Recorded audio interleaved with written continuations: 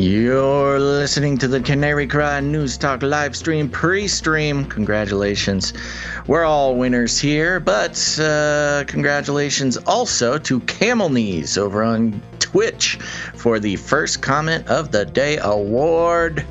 Oh, good old job there, Twitch. You made it. Okay, folks. Well, as your today's reminder, you're going to want to make sure to follow us in multiple platforms. That includes youtube.com/canarycryradio, twitch.tv/canarycryradio. We're also on DLive and Periscope, and we're all over the place. So make sure to follow us on multiple platforms so that you never miss a show. YouTube's been getting a little rowdy on us recently. So if you want to make sure that we don't disappear from your feed, go ahead and follow us in multiple locations so you never miss a show. Okay, folks, as usual, I want to thank our producers for this show. We'll be thanking them later on. And this is going to be an interesting one. About halfway through after the break, we're going to be joined by Archeologic from Destiny Labs. It's gonna be fun. He's gonna be sitting in the third chair and going over some more news. Okay, folks, let's get going.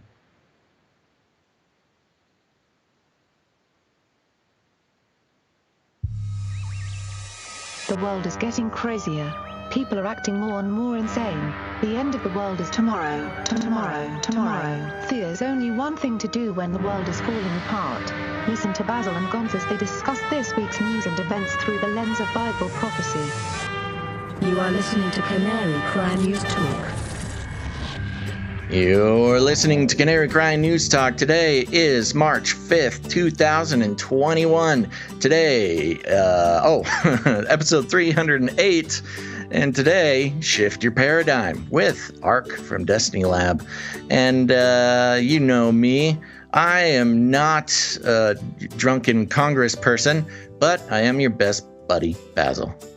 And this is Gonz. Welcome to the podcast where we praise Jesus while reporting the egregious with a well-rounded, biblically grounded take on world events. And I'm glad you're not drunk, Basil. Yeah, nor am I a congressperson. So that's win. more of a happy thing, I guess. How was your couple days here? Couple days.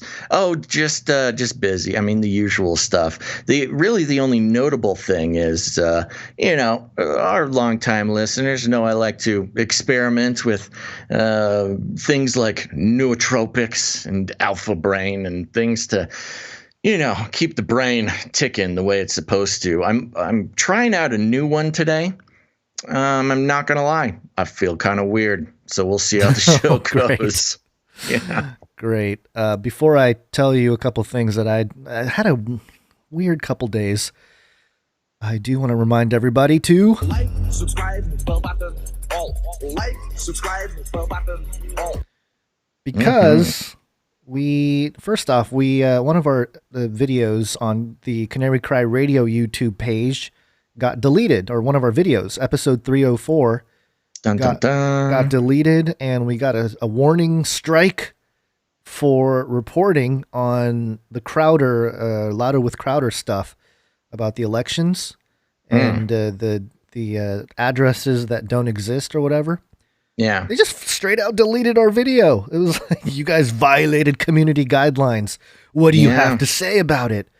So I responded in the little box they give you. I said, we're a news and commentary show.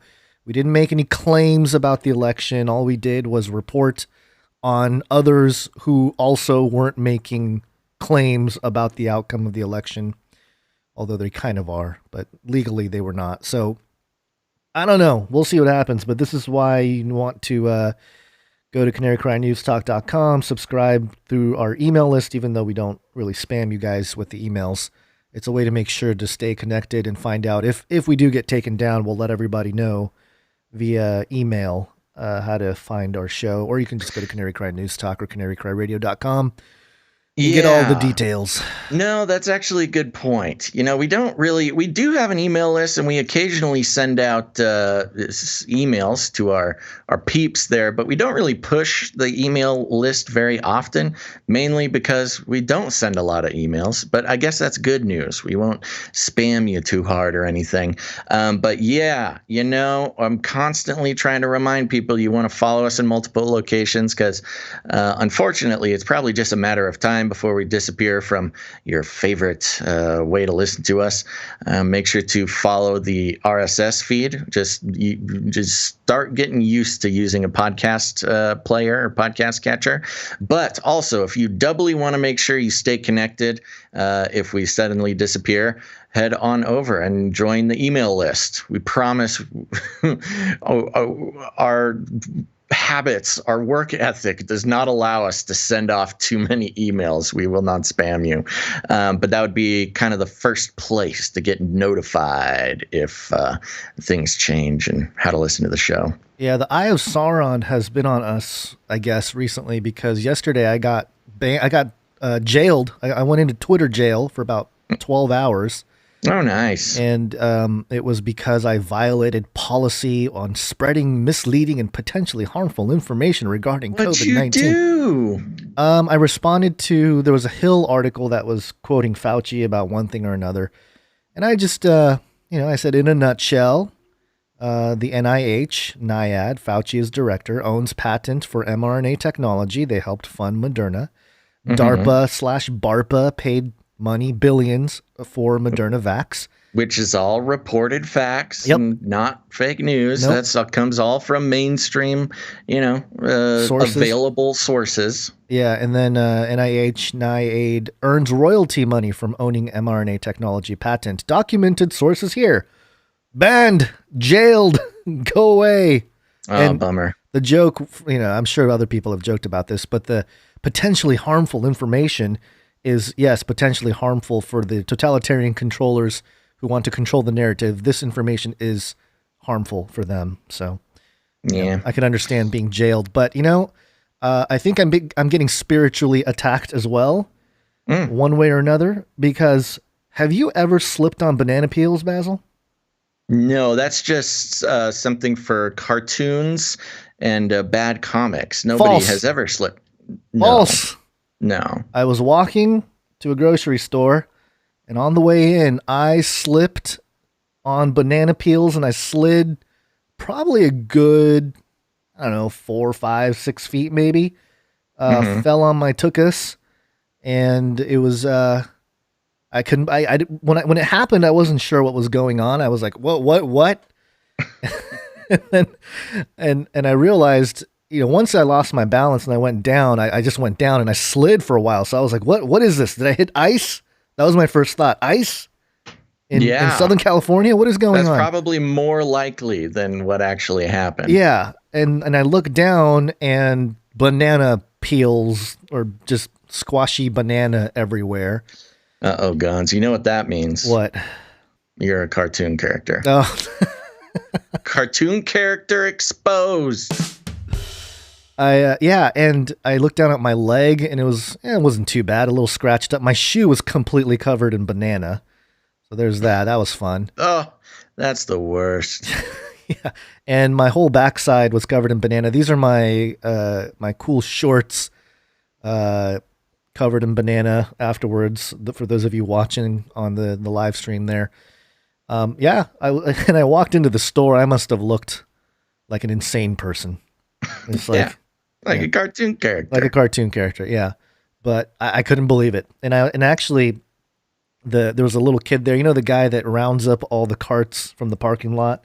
Sure. He was like, You okay, man? I was like, yeah, I'm fine. Why is there a big pile of bananas on the street? He's like, oh, let me get you some napkins. He got me some of the wet wipes. Actually, it wasn't even napkins. And I think he was a little freaked out, because he wasn't sure, like, am I going to sue them or whatever? But I was just kind of like, look, hey, guy, just clean it up, okay? Make sure nobody else slips on the bananas there. Hey, cart boy. Yeah, cart boy. Cart boy. Do your joy. I mean, your job. I don't understand how Like, what happened? What happened here? What do you think is the theory? Did somebody set this up? Do you think somebody I just think dropped bananas? You got punked, man. I got punked. Where's Ashton Kutcher? What you forgot to do is look around, because if there was a man in a gorilla outfit, it was the vaccinated ape. There's cameras involved. Yes, it was the vaccinated ape playing a trick on me. Oh yeah, well we'll certainly get into that. The vaccine has increased their intelligence and their lust for hijinks. Apparently. Anyway, that's I have a quick question, Gons. Sure. Ever since we mentioned it, I've been trying to figure out how to join the newsletter, and I don't know how to do it. It certainly can't be easy for somebody else. Are you talking about the email list? Yeah. Okay, you go to Canary Cry News Talk, and you scroll down. Let's all do it together. And yeah, here, let me. Actually, because I was over there, I didn't see it. There is a thing. There's a little trick. Maybe I do need to fix it, because you scroll all the way down, you'll see it. Join email list, and then more episodes will pop up, and so it's you gotta you gotta catch it. You gotta really catch quick. it. Yeah, you gotta jump on it. Or we should probably make that a little easier. Or if you just click into an episode, like any episode, it's more of a static page, so you can just click into an episode and scroll all the way down, and it won't start running away. Okay. Your email address there and hit subscribe. Well, there you go, folks. Head on over to canarycrynewstalk.com and join the email list. Like you said, if you want to play a fun game of cat and mouse with the sign up, you can try to scroll down to the bottom of the main page, or just go ahead and click into an episode. We'll make that a little easier for those who don't want to make it into a game. Yeah. Okay, well, sounds good. Sorry about your bananas. Sorry about your shorts, Gons. I'm good. I'm okay. A little scrapped up, but I'm okay. And today we're going to have Ark from Destiny Lab. He'll join us on the second half of the show. So look out for that. We got some good stories to cover with him. But for the first half, we're just going to go through a normal type of show here. So yeah, let's do it. And because it is a normal type of show, let's go ahead and talk about Flippy. Flippy update. Do you want fries with that? Okay, if you're new to the show, here's what's what. Flippy is the colloquial name for the disembodied robot arms that are taking our jobs, enslaving our children, and flirting with our spouses. We use talking about Flippy as a proxy conversation to explore all the new and exciting ways that robots and AI are taking over the world, and there's nothing we can do about it. Now, today, folks, sorry, Flippy, take a knee, Flippy. Today, we're talking about Spot, and of course, our listeners know Spot is the Boston Dynamics yellow robot dog. Famously, Jeff Bezos, his best friend, is a robot dog named Spot. And Boston Dynamics, and more recently, Cuomo, the police dog, the robot police dog being used by the NYPD, where they exclaim passionately that Cuomo is not yet armed and dangerous. Well, that's good. Yet being the operative word. But Gons, keep those women safe. It's not far. What? Nothing. It's not far off. Because today, I'm taking a story from robotics.news. Headline: Watch live. Boston Dynamics Spot robot goes on rampage with paintball gun. That's right. Let's see here. Oh, this is a crazy thing. Oh, my gosh. So it starts with the updates. I don't know if I want to start with the updates. A company called Mischief has been responsible for the most absurd viral stunts and products throughout the internet. Their products range from a squeaking rubber chicken bong for smoking weed to Nike sneakers filled with holy water to a YouTube channel dedicated to a man eating mayonnaise. Mischief's latest stunt debuts Wednesday, February 24th. This is a little bit old. Beginning at 1300 Eastern Time, the company allegedly bought a Boston Dynamics Spot robot and mounted a paintball gun to it. See, that's weird. I don't think you can buy Spot. I think you have to lease Spot. So maybe this was a black market Spot. No, you can buy Spot. Can you? Did they open up the options? We reported on it, didn't we? It was like 70 grand. Yeah, they were doing it just as a lease originally. So, but anyways, tomorrow's live stream event will allow attendees randomly selected to control the dystopic robot for 2 minutes. Those selected will be able to shoot a 68 caliber paintball gun mounted to spot and aim at anything in an unknown art gallery for 2 minutes. To summarize the company's manifesto, it said, quote, "See spot, kill. Spot is an empathy-building tool because cute and approachable." Here's the manifesto. See Spot run. It tops out at a blistering 3 miles per hour. See Spot roll over. Spot is an empathy missile, shaped like man's best friend and targeted straight at our fight or flight instinct. When killer robots come to America, they will be wrapped in fur carrying a ball. Spot is Rob Reinhardt's ideal pet. It never poops. Good boy, Spot. Everyone in this world takes one look at a little spot and knows this thing will definitely be used by police and the military to murder people. And what do police departments have? Strong unions. Spot is Employee of the Month. You never need to union bust a robot, but a robot can union bust you. The manifesto continued, quote, Boston Dynamics and they hated this idea. They said the robotics company even offered them 2 free robots to call off the event. Quote, see Spot kill. Spot is an empathy-building tool because cute and approachable. We talked with Boston Dynamics, and they hated this idea. They said that they would give us another 2 spots for free if we took the gun off. That just made us want to do this even more. And if our Spot stops working, just know they have a backdoor override built into each and every one of these little robots. See Spot fall over and freak out. Quite an experience to live in fear, isn't it? That's what it is to be a slave. Our saving grace. Spot is evil, but not very good at its job.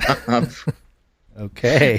Yeah, I know. It's very interesting. Now, hold on. There's a little bit more. All right. Boston Dynamics wasn't thrilled with the stunt. They released this statement last week. This is a statement released on the Boston Dynamics Twitter page. I will open it directly from Twitter here, if the internet can go. Thank you very much. Today, we learned that an art group is planning a spectacle to draw attention to a provocative use of our industrial robot Spot. To be clear, we condemn the portrayal of our technology in any way that promotes violence, harm, or intimidation. Our mission is to create and deliver surprisingly capable robots that inspire, delight, and positively impact society. We take great care to make sure our customers intend to use our robots for legal uses. We cross-check every purchase request against the U.S. government's denied persons and entities list prior to authorizing a sale. In addition, all buyers must agree to our terms and conditions of sale, which state that our products must be used in compliance with the law and cannot be used to harm or intimidate people or animals. Any violation of our terms of sale will automatically void the product's warranty. Oh, no. And prevent the robot from being updated, serviced, repaired, or replaced. Provocative art can help push useful dialogue about the role of technology in our daily lives. This art, however, fundamentally misrepresents Spot and how it is being used to benefit our daily lives. So that was the actual response from Boston Dynamics. Triggered. Just to finish out the article, Mischief said the only losers of the event would be the human race when the remote-operated dogs of war become commonplace. As these war dogs become fixtures of militaries and militarized police, we will all learn a new meaning of fear, an oppressor who can pull the trigger without even needing to be physically present. So I thought this was very interesting. I'm kind of sad that I missed the event. It was held last month. I would have loved to get in on this. And I got to say, I think this worked out perfectly because, of course, we've been talking about the weaponization of Spot since the very beginning. But Boston Dynamics, they really play coy with this idea. You know, it's like they don't even want to talk about or recognize that these Spot robots can be weaponized, and you can tell by their response, their press release there. They're just offended by the very idea that it would even cross somebody's mind that Spot could be used for something other than, I don't know, making banana pancakes. And so, I don't know anything about this mischief little collective here, but I really enjoy how they triggered Boston Dynamics, showed them for what they are, and you know what? They brought a lot of attention to the fact that it's only a matter of time. A mischievous art collective can weaponize these robots, then certainly anybody else who purchases one could do the same. And when the consequences, the punishment for weaponizing your Spot is your warranty is voided, I don't think that's enough to really scare off somebody trying to weaponize these things. Yeah, it's a pretty scary threat there. Yeah. You won't be able to upgrade your Spot. Yeah, your automatic software updates will stop. How do you like that? Chilipine in the chat had a brilliant idea that I think is one of our exit strategies. Basil, we can do maybe like one of those fundraiser things out of it. A poop scooping spot. So you have your dog, but then it's like you have two dogs. You have a spot dog, and the spot dog picks up the poop for you instead of you doing it. And goes to the trash. I think you're onto something. That is an exit strategy. That's brilliant. Chilipine. Your lead tech on that project. Lead tech. I think Spot out of the box, as long as you purchase the ARM edition, the ARM upgrade, I think out of the box it would do that. Ultibox in the chat is saying they already have that, so yeah, figures. It's a good idea. Nuts. Late again, guns. I know. Outdone. Yeah, so there you go. I'm kind of jealous. I would love to do something that would spark a public response from Boston Dynamics. We can do, whatever. This is the thing. I know it costs $70,000 to get one of these, but anything you do, because it's kind of a novelty right now, it's becoming a thing. People aren't used to it yet. Any kind of public stunt, you're gonna get some kind of PR from it, Yeah, it's good. Maybe it's good PR for Canary Cry News Talk if we do something with a Spot, but you got to think of something good and something that will not harm the robot, because then you're a bad person. Yeah, our warranty will be void. Yeah. I don't know. I want to. The paintball gun is perfect. It was a perfect display because it is harmless. Paintball guns. They're not completely harmless, but they didn't really put a flamethrower, missile launcher, or a real gun on it, so you can it's still playful. But the paintball gun, it's unmistakably gun shaped. So yeah, that's what triggered them probably. The gun can literally be a little cat paw that comes out that pets you or something, but because it's in a gun shape, they're like, yeah, warranty and void. If I'm not mistaken, with my very small knowledge of paintball guns, it looks like a Titman 98, some sort of Titman model paintball gun. There you go, all you paintball gunners out there. Okay, so there you go. And it's interesting. I don't know. I think I think if we could gather up $75,000, we got to think of something similar to a paintball gun. But I don't know. Maybe the weaponization art project has already been done.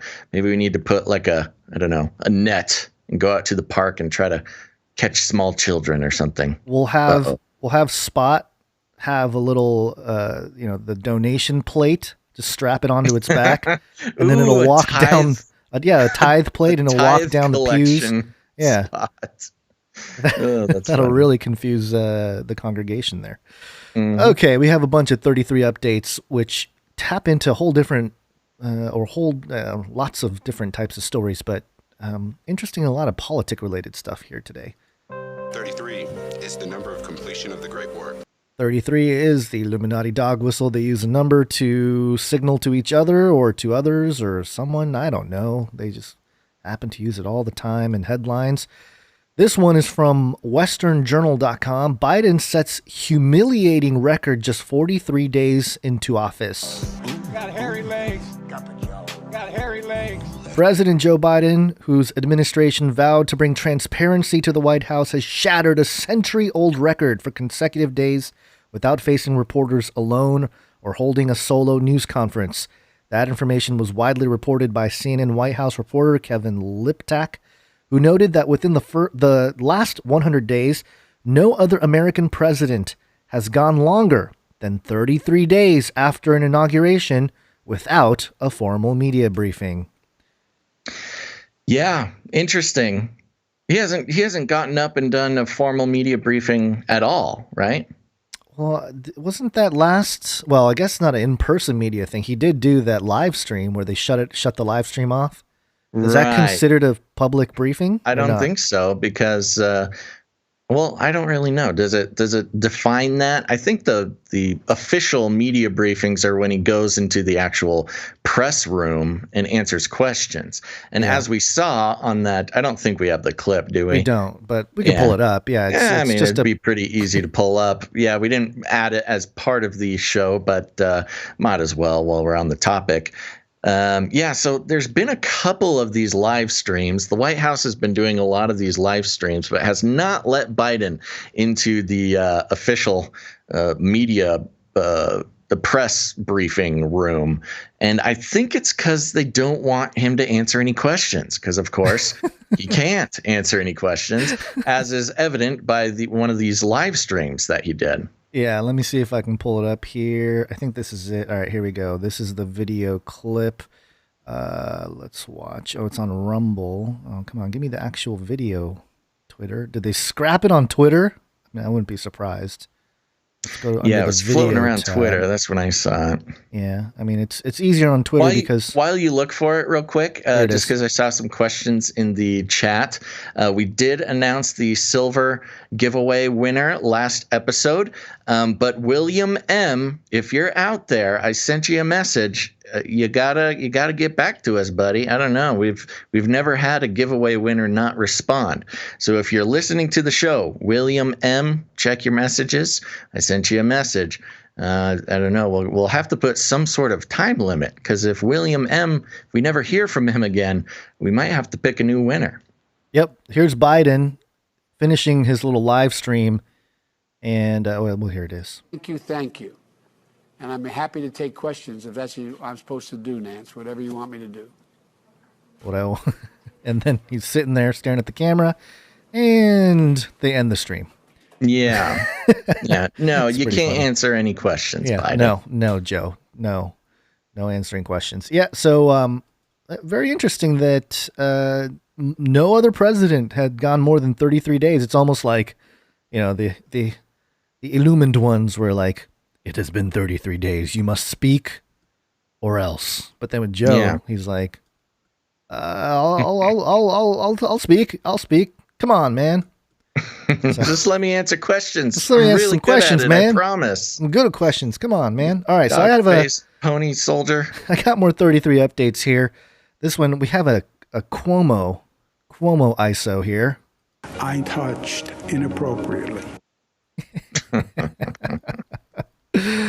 Governor Cuomo announces event, arts, and entertainment venues can reopen at 33% capacity beginning April 2nd.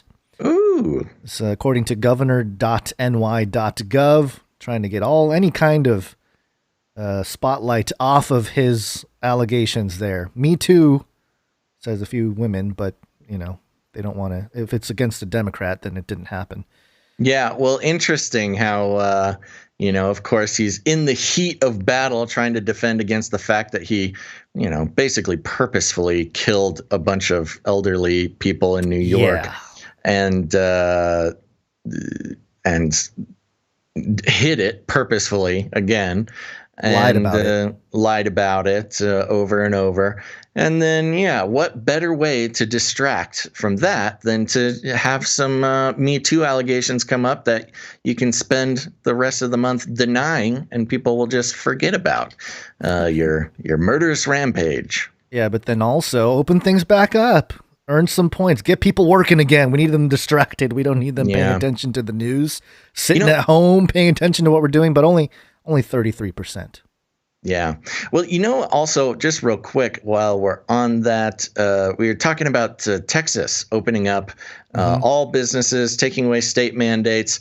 Again, just not saying don't wear a mask, just saying, hey, Texans are grown-ups and they can make the decision for themselves. Right. If you want to wear a mask, cool. If you want to open your business, you are allowed to make people wear masks in your business. And if they don't want to, they'll go somewhere else. That's just business. I just thought the timing was interesting because, of course, the Snowmageddon over there in Texas, had some bad PR for the great state of Texas, and the lifting of the mask mandates and other COVID lockdowns, was some good PR to combat the previous few weeks of PR. But again, the lifting of the mask mandate is not just happening in Texas. There's Connecticut, 12 I think. States. Yeah, a whole bunch of other states are doing it. So again, Texas gets they get a lot of airtime in the media. And again, look, I love Texas. I love our Texas listeners. But there's plenty of states doing similar stuff. Yeah, it's almost like they were waiting to pull this political card when they needed to, when they're in hot water. Right. To distract people. But there's more 33 updates. This one from mercurynews.com. We've been tracking the Myanmar story. It says here, Myanmar forces reportedly kill at least 33 protesters. Oh, of course. Interesting. They couldn't just say 34. Yeah, they couldn't say 34, 35. It's at least 33.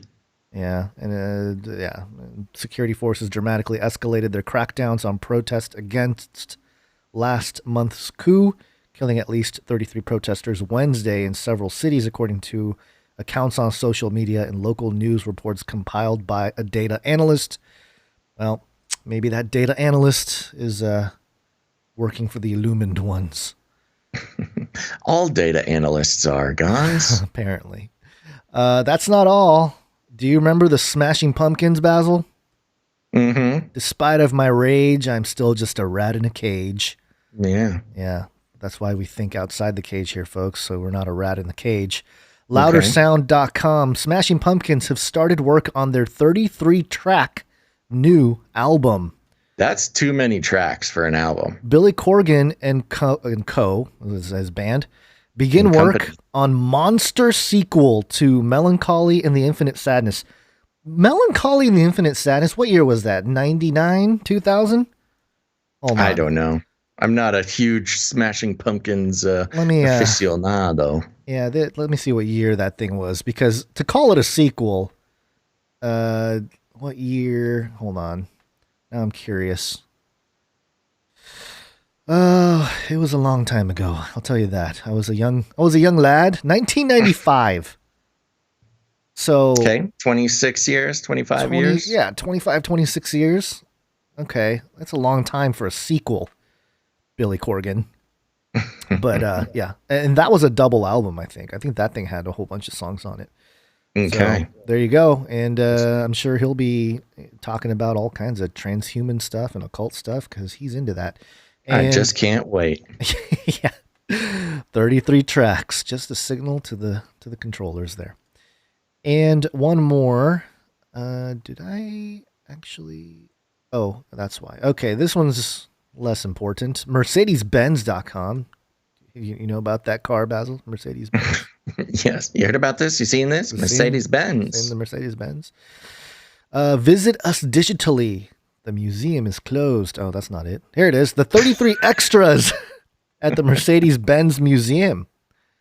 So I didn't know there was a Mercedes-Benz museum, first off. What are extras at a museum? Yeah, so... Like actors? The 33 extras are a particular highlight. They are distributed throughout the entire museum and can bring the history of personal mobility and motoring culture to life using details that are often surprising. The 33 extras have been divided into 3 episodes with thematic focuses.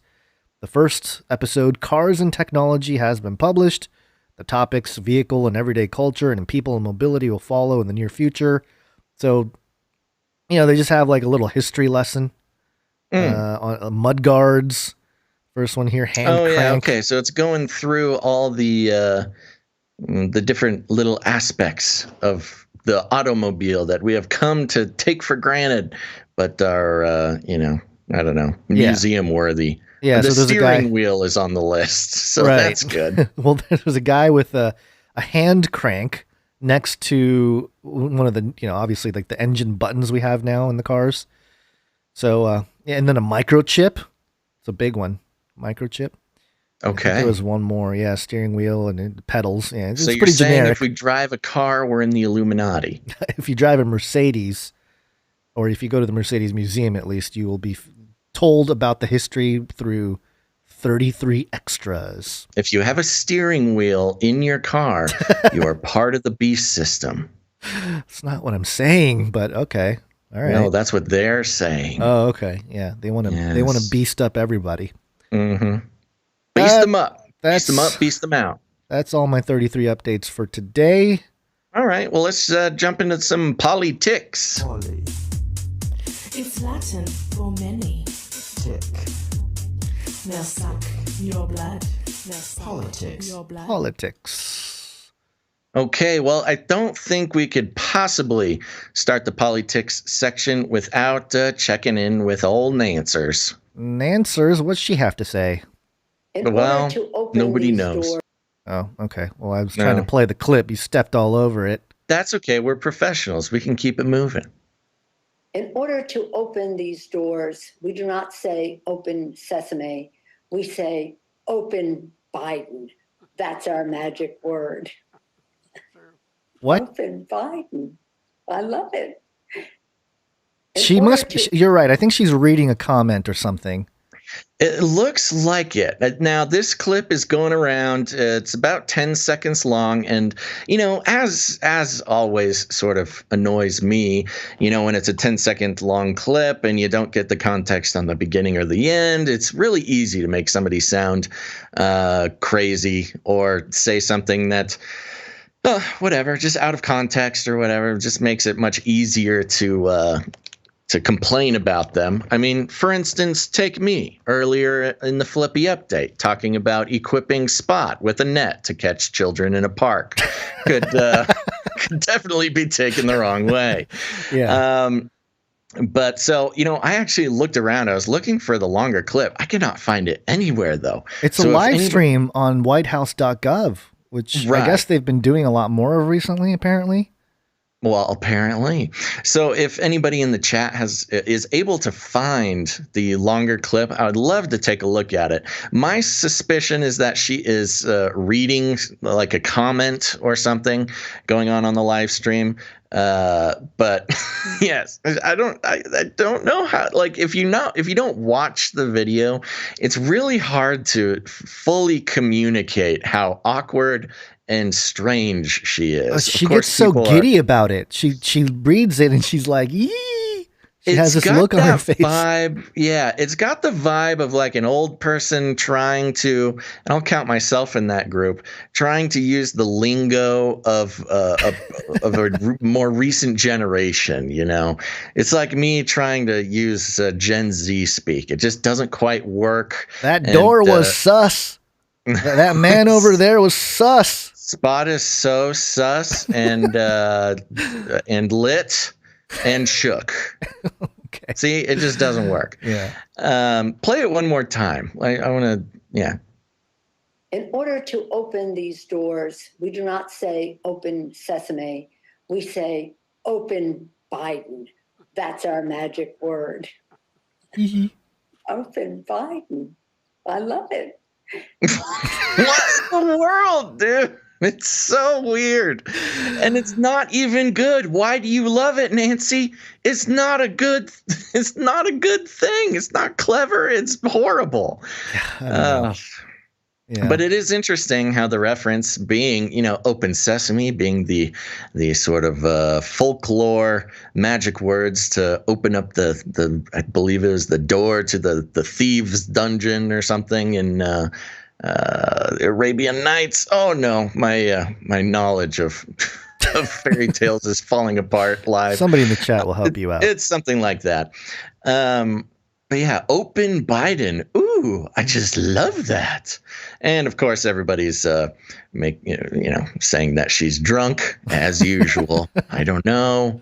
Maybe not. She sure got excited enough to raise suspicions. Yeah, that is something you would get excited about if you're under the influence of another spirit. Yeah.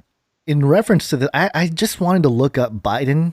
The name, the etymology of the name, just because I was curious. I hadn't done it yet.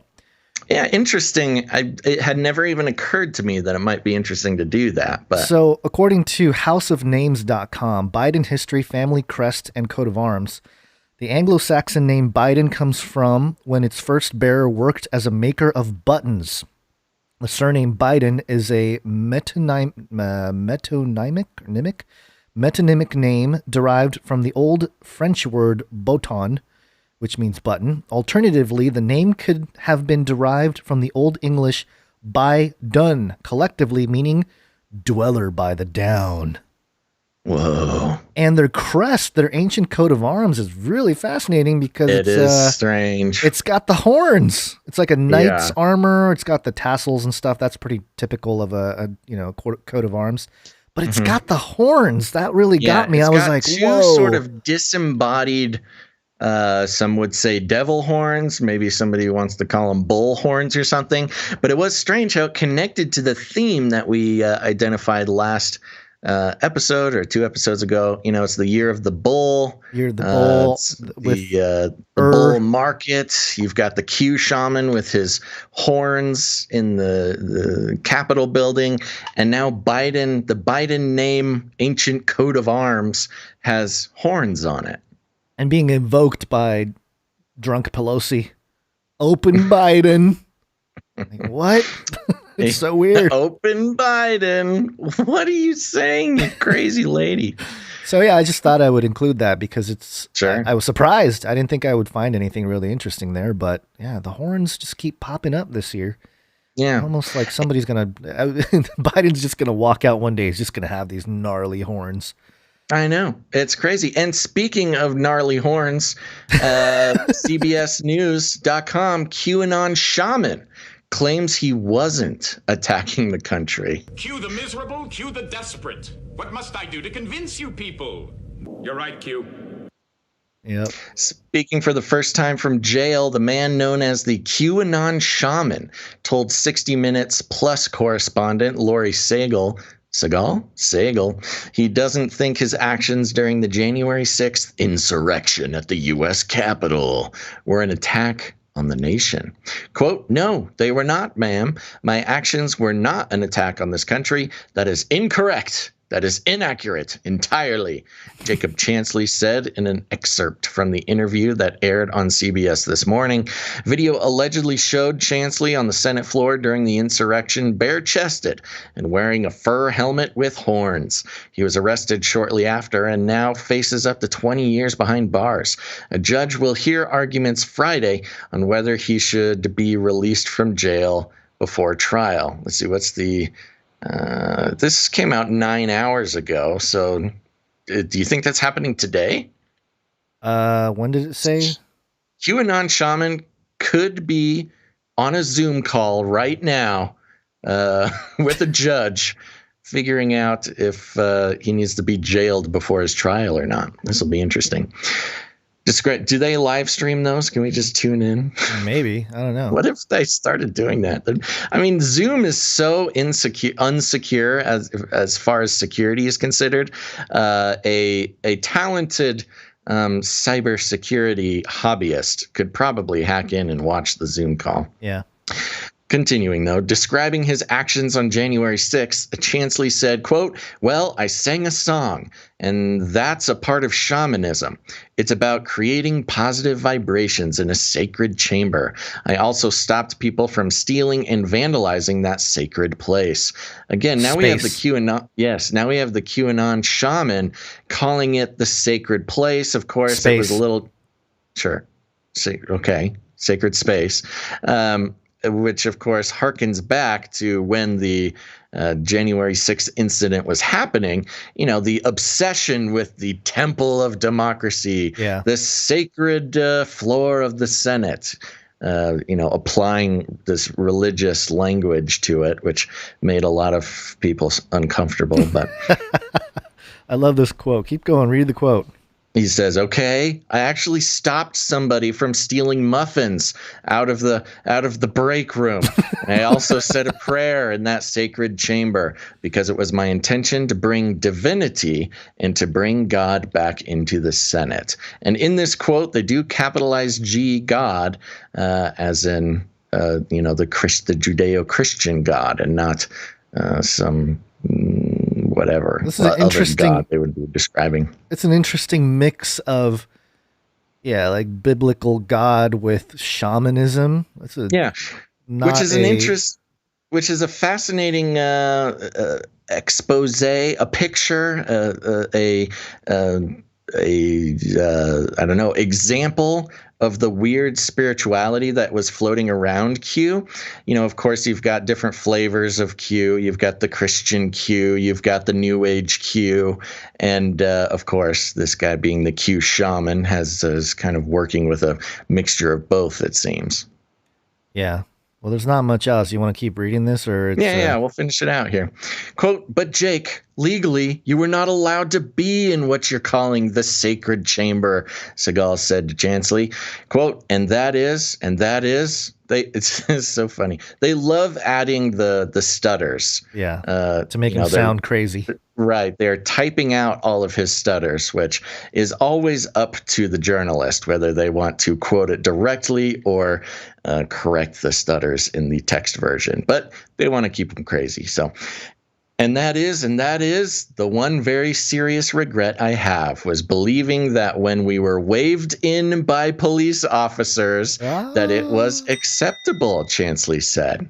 So that being a part, he's kind of sticking to that story. And it's not just a story, because you can see on video police officers literally sort of rolling out the carpet for this guy specifically, not doing anything to physically restrain him, and in some cases stepping aside and just letting him pass by, which I think will be interesting to see how that works for him in the trial. Then it goes into 5 people died during the insurrection, yada, yada, yada. Then it just goes into some more scare tactics about the thing. But just one more quick thing, because it was interesting. It says over 300 people have been charged with crimes in connection with the assault of the Capitol. A federal grand jury indicted Chansley on January 11th. The indictment charges 2 felonies and 4 misdemeanors, including civil disorder, interfering with a law officer, and violent entry and disorderly conduct in a Capitol building. So there you go. All right. Well, sticking to the Q story. Q the miserable, Q the desperate. What must I do to convince you people? You're right, Q. Yesterday was the day. Yeah, it finally happened, guys. It happened. Trump took the presidency back, or now we have 2 presidents, or what? No, don't ask questions. Don't ask questions? Okay. The Sydney Morning Herald. Handful of QAnon supporters show up at secured U.S. Capitol. And it says a smattering of followers of the QAnon conspiracy gathered near the U.S. Capitol on Thursday, the day the movement had predicted former President Donald Trump's return to office, but they were far outnumbered by security forces deployed to deter any possible attack. National Guard troops patrolled inside the fence encircling the Capitol, the scene of a deadly insurrection by Trump supporters that killed 5 people. Police had warned of a potential attack by militants to mark Thursday's date, and the House of Representatives canceled its sessions. And then there's a photo of some military guys behind a fence and people that look like just my neighbors wearing MAGA hats. Like nice Americans with American flags, and a couple people showed up. Now, to be clear, just so no YouTube moderators or reviewers get the wrong idea and delete this video. The answer, that was sarcasm. As far as we know, Trump did not get inaugurated as the 19th president. It's secretly, bro. Hey, just trust the plan. It's secret. Well, how would we even know if it did happen? Well, we would, because crazy part. The signals. You got to pay attention to the signals, you see. I'm still waiting for my apology from some very specific people on the internet. They were big fans of our work, Gons, but when we started, I wouldn't even say bad-mouthing. When we started questioning the fact that Q stuff was going to happen, especially in the past couple months, they changed their tune about us and our work real quick and were willing to fight for that fact. And so, and one of them specifically said that they would apologize if nothing happened. So I'm still waiting for my apology. Oh, that's interesting. I do feel bad a little bit, though, because this whole March 4th thing got pretty popular. It went viral, if you want to say. Mm-hmm. And hashtag Trump inauguration went viral on Twitter yesterday, and there's a lot of people making fun of the whole situation. And I don't think that's necessary. It is pretty brutal, yeah. It's a little unnecessary to be so mean about it. Yeah, you don't need to do that. But it is. It's almost like some of these folks bit on the psyop, so to speak. That's really kind of what it is. It does feel like a setup for a lot of people that were hopeful that something would happen. And of course, nothing has happened, at least nothing publicly. I like this picture here. Somebody photoshopped the 4 people to make it look like there's hundreds or at least a few dozen people in front of the fence. Some nice copy and paste work there. Copy and paste work. Funny. So, yeah, I don't know what to say other than we knew the Q thing. I mean, I was suspicious of the Q thing from the end of 2017, a month or two into the whole Q thing. There was probably about a month or maybe not even that, like a couple weeks where I was like, there's something to this. And then I was like, wait a minute, this does not feel right to begin with. Yeah, well, there was nothing to it in evidence. It was just interesting ideas. It was an interesting narrative, an interesting timeline that would make for an exciting moment in history, but there was really never any evidence. There was just the there's some high profile charismatic people pushing the ideas, and that was taken as evidence. And General Flynn being one of the sort of more public Q hinters, I would say. And he explicitly came out a couple of weeks ago. We played the clip on the show where he's like, no, stop talking about it. It's not real. Stop waiting for it. Nothing's going to happen. So, of course, then Q changed their mind about General Flynn when he said that. But anyways, there you go. Be nice to Q people. It's not something to gloat about. In fact, it's a hard spot, especially when people got extra invested in it, because I think their hearts are in the right place. They just wanted to see the right thing happen for their country, and they were holding out hope for what they wanted to happen, and somebody was feeding them bad information through allegedly trustworthy outlets or mouthpieces. And so, we no need to be mean to the Q people. They're dealing with it on their own. Yeah. So, but there you go. As far as we know, Trump is not the 19th president. No Black Hawk helicopters came swooping in to the Capitol building or the White House. Nancy Pelosi is obviously not arrested In fact, she may be getting hammered and live streaming on her Twitch channel. Who knows? And provoking portals to open with Abraca Biden or whatever she said there. Oh, Abraca Biden. All right, we got be a some good show title. Abraca Biden. Abraca Biden. Maybe we'll do it next. Okay, we got a whole bunch of Waccine updates. Waccine.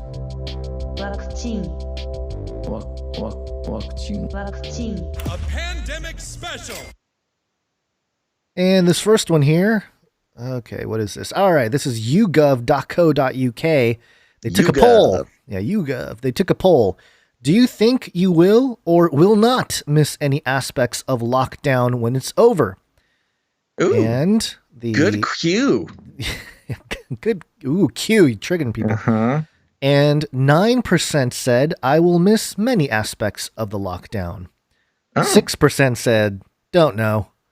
39% said, I will not miss any aspects of lockdown. And the leading answer, 46%, said, I will miss some aspects of lockdown. What aspects do you think they'll miss, Basil?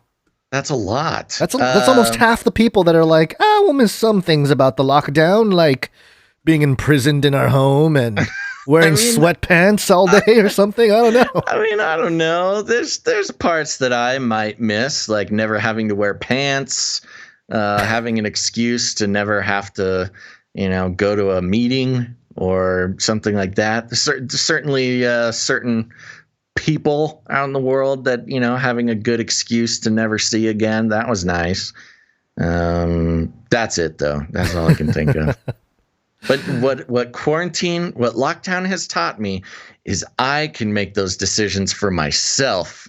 I don't need the government to tell me when I can't wear pants. Oh, quick, open it back up. This yougov.co.uk is an interesting place. Well, Gons, before we move on, what about you? Are there any aspects of lockdown that you will miss? Not really. I mean, you and I, especially, our lives were kind of from the house type of lives anyway. We didn't really, at least for me, I didn't go out too much anyway. I'm not jumping around and doing things. Although, no, I don't miss any. One thing I will miss, traffic. I live in Southern California. You will miss traffic. No. I will miss not having the traffic. No traffic. Yeah. And I noticed, there you go. I noticed even more recently when I go out and drive, people forgot how to drive or something. They're just crazy. They're mad on the road. So I don't know. I've noticed that too. Drivers are a lot worse now than they were before the lockdowns. Yeah, it's like they get angrier faster. It's like they sat at home and played what is it? That game. I'm so hip that I forget the game. GTA, thank you. Grand Theft Auto, yeah. They played Grand Theft Auto for 6 months, and then they're like, "Oh, got to get in a real car." And I think that's an actual possibility. People's patience for the public, I feel, has gone down dramatically. Yeah, wouldn't be surprised if that was a thing. Well, this yougov.co.uk is an interesting site. We actually, I don't know if you remember, we actually reported on this site when it started. I believe it was a few years ago. Yeah. Or at least when we heard about it, where they're trying to bring democracy, bring government decision making straight to the people. With a website that, there's just thousands and thousands of polls that you can answer. And then allegedly lawmakers can look at this and get some good advice on how to do their job, which they don't seem to be taking. But and at the bottom here, next to, on the next question is, do you think those have, okay, hold on. Do you think those have been vaccinated should no longer be subject to COVID-19 restrictions, e.g., having to stay home, having to wear masks, etc.? Or should everyone still be subject to the same COVID-19 restrictions until most people have been vaccinated? So to put it simply, hey, they're asking the public, should vaccinated people be given more freedoms? Or does it matter? Should they be just as locked down as everybody else? And the first option, those who have been vaccinated should not be subject to any more COVID-19 restrictions. Yeah. Yeah, this seems right. I mean, that's the whole point, isn't it? Hasn't that been the whole point the whole time? Get vaccinated and get your freedom back? Yeah, that was the alleged narrative. Yeah, only 12% of people think that vaccinated people should be free. Yeah. And the second option is everyone should be subject to the same COVID-19 restrictions until most people have been vaccinated. 79% of people are just like, nope, if you get the vaccine, you should just be locked down just like the rest of us. No freedom for you. Yeah, it really shows this, like, I don't know. It's it's the snitch culture, you know. Even if you are vaccinated, I want you to be locked down just like me. Yeah, that is very weird. And it's like a vengeful feeling to it. Vengeful, and also I don't know. There's it's almost like they don't want. Yeah, vengeful's right. They love the slavery. What's the word I'm looking for? The Stockholm syndrome. Thank you, Larry M in the chat. That's what I'm thinking. Yeah, that they're almost like they like their captivity. You know, they're like we like it. And not only do they like their captivity, but they like other people's captivity. Right, and we don't want anybody to be free until we're all jabbed, I guess. Yeah, or even maybe after that. Who knows? Yeah, the next question will be, do you think after everyone is vaccinated that we can go back to normal life? And 90% will say, no. No. Stay inside. Don't make me go back to the office. Stay inside. Okay. Well, continuing on here, there was a video. I don't know if we can do this, Basil. It's a 1.5-minute video. It's a commercial that was running in Israel. It's featuring Benjamin Netanyahu, Bibi. It's an ad that targets vaccine skeptics, and they mock the vaccine skeptic. And I would like to play it, except it's all in Hebrew, and I don't know how many people would understand what's going on here. It is captioned, so if you're watching, I guess you could.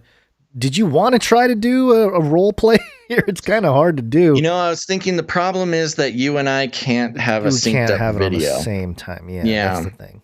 But basically what it is it's Benjamin go ahead. I'm just going to play it in the background so people can watch. Okay, sounds good. Benjamin Netanyahu, he is on a megaphone. He's trying to tell everybody, get the vaccine, get the vaccine. It's all good. It's safe. We're all going to get the vaccine. And then a man dressed as a clown comes up and asks a fairly benign question. Let me wait for it to come up here. What exactly does he say? He says he's afraid of the vaccine, and then he asks what's in it. What's in those vaccines? Yeah, so asking innocent question. This man is being portrayed as a clown for just asking what is in it. And then, you know, as the video goes on, the man in the clown outfit gets put in a bunch of other outfits, like the Cowardly Lion. He's suddenly hold on, before you move on from the clown thing, the way Bibi answers him, instead of telling him what's in it, he mocks him. So he goes, what's in it? And he goes, Jen, don't be a clown. These vaccines was approved by the world's leading experts, the American FDA. Millions have already been vaccinated. You know, and then the Cowardly Lion says, I've heard it changes your DNA. Right. And of course. Well, and the answer that Bibi gives him is strange. He says, cut the wagging. Yeah, I got it here. The vaccine's purpose is to attack the virus. Which is not. This is not how the vaccine works. The vaccine itself does not attack the virus. And just like any other vaccine. No, that's not it either. That's false. Yeah, it is. It is explicitly not like any other vaccine. This is false. Yeah. So, anyways, that just kind of is how it goes throughout the whole thing. I don't know if we need to go line by line, but so yeah, basically the clown man gets put in all these insulting costumes for basically asking normal questions. The keyboard warrior is the most interesting one because it's a guy in like a weird silver thing. He's got keyboards on his shoulders, and he asks, "Why vaccinate everyone? What's your interest? You want to implant a microchip? You want to follow me, BB?" And then, of course, BB's answer is, "Stop the fake news." Right. Then he is in a baby outfit for a second. He says, "But I'm young. Coronavirus doesn't affect me." And BB says, "Well, coronavirus affects everyone." Oh, God. Which is not really true. The response to coronavirus affects everyone, but the coronavirus itself, again, explicitly doesn't affect everyone. But okay, we'll keep going. And then, of course, it goes into you'll kill your grandma, you'll kill your grandpa. There's your parents. They mentioned the green passport. And then it says, yes, plus you'll get a green passport. Oh, good. I want to get vaccinated so I can get my green passport. Now, I don't think we've done a full roundup on the green passport. Yeah, we did. We had a story, I think, either last episode. Was it explicitly the green passport we talked about? I know we've talked about many versions of the passport. It was because Israel, a couple episodes ago at least, they were the first nation that rolled this thing out, and there were a whole bunch of protesters. Remember, they had the big, giant coronavirus ball that they were rolling around. So that was specifically for the green passport. That was in protest of the green passport. I know there's been several versions. It sounds like dragon is what it says here on the captions of the commercial. Yeah, that was a little strange, wasn't it? This green dragon sounds good to me. There's a giant dragon sniffing. Well, he turns into the Queen of Dragons from Game of Thrones there, of course. Right. So when he's questioning the vaccine and, pointing out some things that are concerns to people, he's a clown, he's the cowardly lion, he's a keyboard warrior, he's a baby. But then when he says, "Oh, this sounds good," he turns into Daenerys, the Dragon Queen. So there you go. If you want to, if you get your vaccine and your green passport, nothing wrong with joining the beast system and making friends with the dragon. I would say that this is explicitly state-sponsored propaganda machinery. Yeah. And there's something interesting that I have been thinking about recently especially with something like this and the whole story about Israel and the green passport. There's a lot of believers, our fellow brethren, who are really into defending Israel. It's kind of I'm not trying to be ageist, but I would say an older generation of believers that came out of the Hal Lindsey stuff and all that. They're really pro-Israel.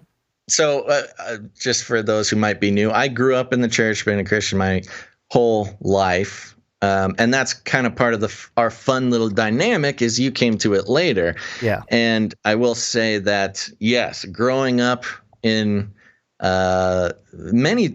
went to a bunch of different kinds of churches, went to Calvary Chapel, we went to Baptist Church, we went to all sorts of places. It wasn't even a question. It was, yes, you support Israel, you support everything Israel does, you question nothing.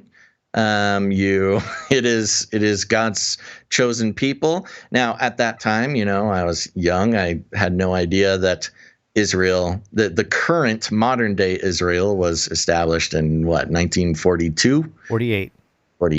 Yep. So, I just kind of took it for what it was. I would say it's a fundamental building block of a certain generation of American Christians. Yeah, so it's been interesting because I would, just from my observation, this is anecdotal, but from my observation, the same people that tend to be anti-vax, or is it 1947? Someone said 47, might have been 47. Either 47 or 48.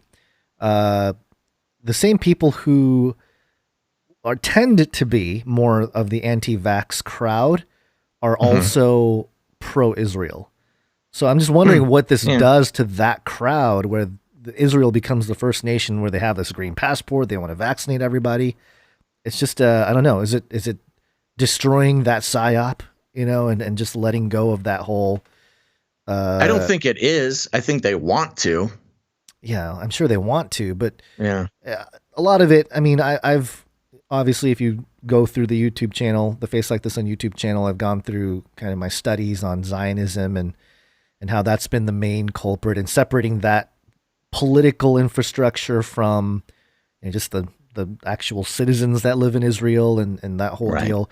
It's a very complicated issue because as soon as you bring it up, you're labeled anti-Semitic and you're walking in dangerous territory and all that kind of stuff. So it's a difficult conversation, which is ironic. It is ironic. Many American, especially secular Jews, are very critical of the nation of Israel. Many of them, yes. Or the state of Israel, I guess. Yeah, there's a lot of rabbis out there that are anti-Zionist explicitly and stuff like that. So yeah, it's a heated topic, but I'm just curious how that community is responding to this situation in Israel, and Bibi coming out here, really pushing the vax, really pushing the green passport. Last summer, he pushed microchipping children, not explicitly, but I mean, that's what he was saying. That, that little alarms would go off if children got too close to one another, stuff like that. So it's like, okay, I guess defend Israel, send them billions of dollars and all of our weapons. But also that means supporting this whole agenda here. And I think somebody recently somebody from Israel said that Israel is like a petri dish or something. Like that's like the words they use. Yeah, well, a lot of those things are, a lot of the sort of new world ordery, especially technology. Israel is quite the technological center. It's the Silicon Valley of the Middle East there. A lot of new and exciting technology, especially sort of what we might consider beast system technology, is either developed in Israel or is tested on the public in Israel, and then kind of exported from there to more, controlling governments around the world. Yeah. So moving on here, I just want to run through this real quick. This is LouRockwell.com. He's he's a controversial figure. If you go into his about page, he's got a list of people that are part of this, this news and opinion site, and it includes people like Pat Buchanan, Gerald Salante, who else was there? Ron Paul. So, libertarian type and, freedom type of person, which, I'm just being upfront about the bias. But the article is titled "Death Rates Skyrocket in Israel Following Pfizer Experimental COVID Vaccines." Oh. And Haim Yativ and Dr. Seligman called it, quote, "This is a new Holocaust." That's what they're saying. They're calling the vaccine rollout a new Holocaust? Yeah, with a number of people actually dying from the vaccines. And, I won't read the whole thing. Are there numbers on that? How many people in Israel are dying from the vaccines? Let me see here. I read through this really quickly when I found this article.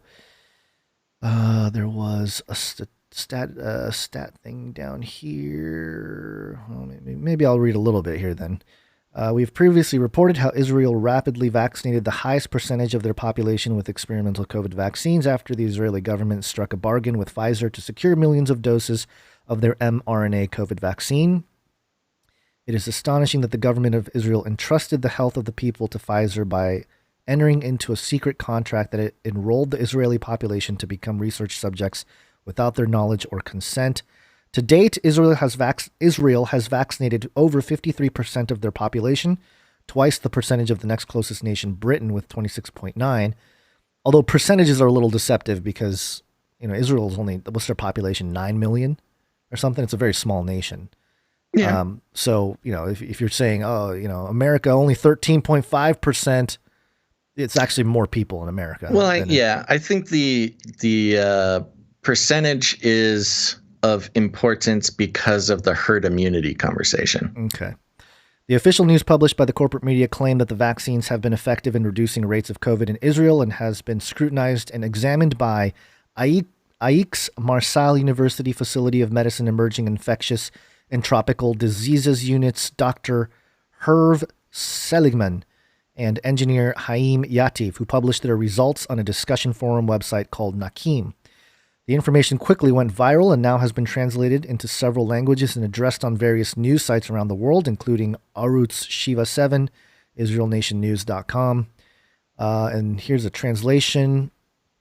Let me just try to find the spot here. They claim that Pfizer's shot causes, quote, mortality hundreds of times greater in young people compared to mortality from coronavirus without the vaccine, and dozens of times more in the elderly, when the documented mortality from coronavirus is in the vicinity of the vaccine dose, thus adding greater mortality from heart attack, stroke, etc. Dr. Herve Seligman works at the Emerging Infectious and Tropical Disease Research Unit, Faculty of Medicine, i.e. Marseille University, Marseille, France. He is of Israeli Luxembourg nationality. He has a Bachelor of Science in Biology from the Hebrew University of Jerusalem and has written over 100 scientific publications. So not your typical conspiracy blogger here. This is someone that seems to have some credibility in the realm of scientific publications. Their findings are there's a mismatch between the data published by the authorities and the reality on the ground. They have 3 sources of information besides the emails and adverse events reports they received through the internet. These 3 sources are Israeli news site, Ynet, the Israeli Health Ministry database, and the U.S. Federal Vaccine Adverse Events Reporting System, or VAERS, database. In January 2021, there were 3,000 records of vaccine adverse events, including 2,900 for mRNA vaccines. Compared to other years, mortality is 40 times higher. On February 11th, a Ynet article presented data relating to vaccination. The authors of the Nakim article claimed to have debunked this analysis based on data published by Ynet itself. Quote, we took the data by looking at mortality during the vaccination period, which spans 5 weeks. By analyzing these data, we arrived at startling figures that attribute significant mortality to the vaccine. The authors say, quote, vaccines have caused more deaths than the coronavirus would have caused during the same period. Those are bold claims. Haim Yativ and Dr. Seligman declare that for them, quote, this is a new Holocaust in face of Israeli authority pressure to vaccinate citizens. So, and it's interesting too. This is a guy in Israel saying this. Yes, an Israeli guy. Mm-hmm. Yeah, it's interesting because, of course, in America, every white kid who watches CNN will call something a Holocaust left and right. Right. But when an actual Israeli says it, that's a little bit more serious. It's got a little more punch to it. Got to bury it. Got to put Cuomo out there and some allegations. Keep people distracted. Right. Yeah. But that's pretty troubling, and it's another one of those examples of science is not it's not truth. There is no consensus amongst those who do science. Yeah, because, it's not a belief system. Yeah, the problem is when science is being treated like a belief system, we call it scientism. Right. And the problem is when science, quote unquote, science is treated like a belief system, then you get orthodoxy and unorthodoxy, and the unorthodox are heretics, and the orthodox, they get to as long as they say the right thing, believe the right thing. Which is whatever the high priest of CNN tells them to believe, then they're good.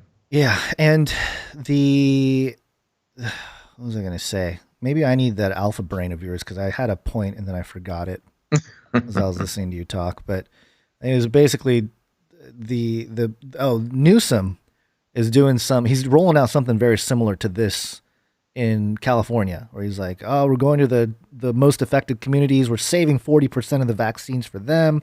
There's no passport thing yet, publicly stated. But in their release, like their public release document, like the California.gov document, they're like, we're basing it off, there's a moral obligation to vaccinate people, and we're listening to the science. And it just infuriates me because they keep saying that, we're listening to the science, listen to the science, but nothing about it is scientific. It's all political. It's maddening, which I know all of our viewers out there already know that. I'm just venting. Sure. No, it must be vented. Yes, because they're vaccinating other animals before humans that need it, apparently. Yeah, that was a great segue, Gons. Well, I would have, gone with something like, I wonder what the mortality rate is for vaccinated apes. Do you have an ape jingle? No, I do not. Oh, here's one. I touched inappropriately. There you go. Gons. Oh man, guys, remember to follow us on multiple locations because it is only a matter of time before we stop showing up wherever you're watching us now. We're gonna get canceled. Okay, this is fun. This was all over the place, but I took it specifically from NationalGeographic.com. Okay. And the headline is, I figured, National Geographic doesn't make it on the show often enough, so we might as well, this is their specialty. Sure. So, first great apes at U.S. Zoo receive COVID-19 vaccine made for animals. Racist. Did you know there's a special animal vaccine? An orangutan named Karen.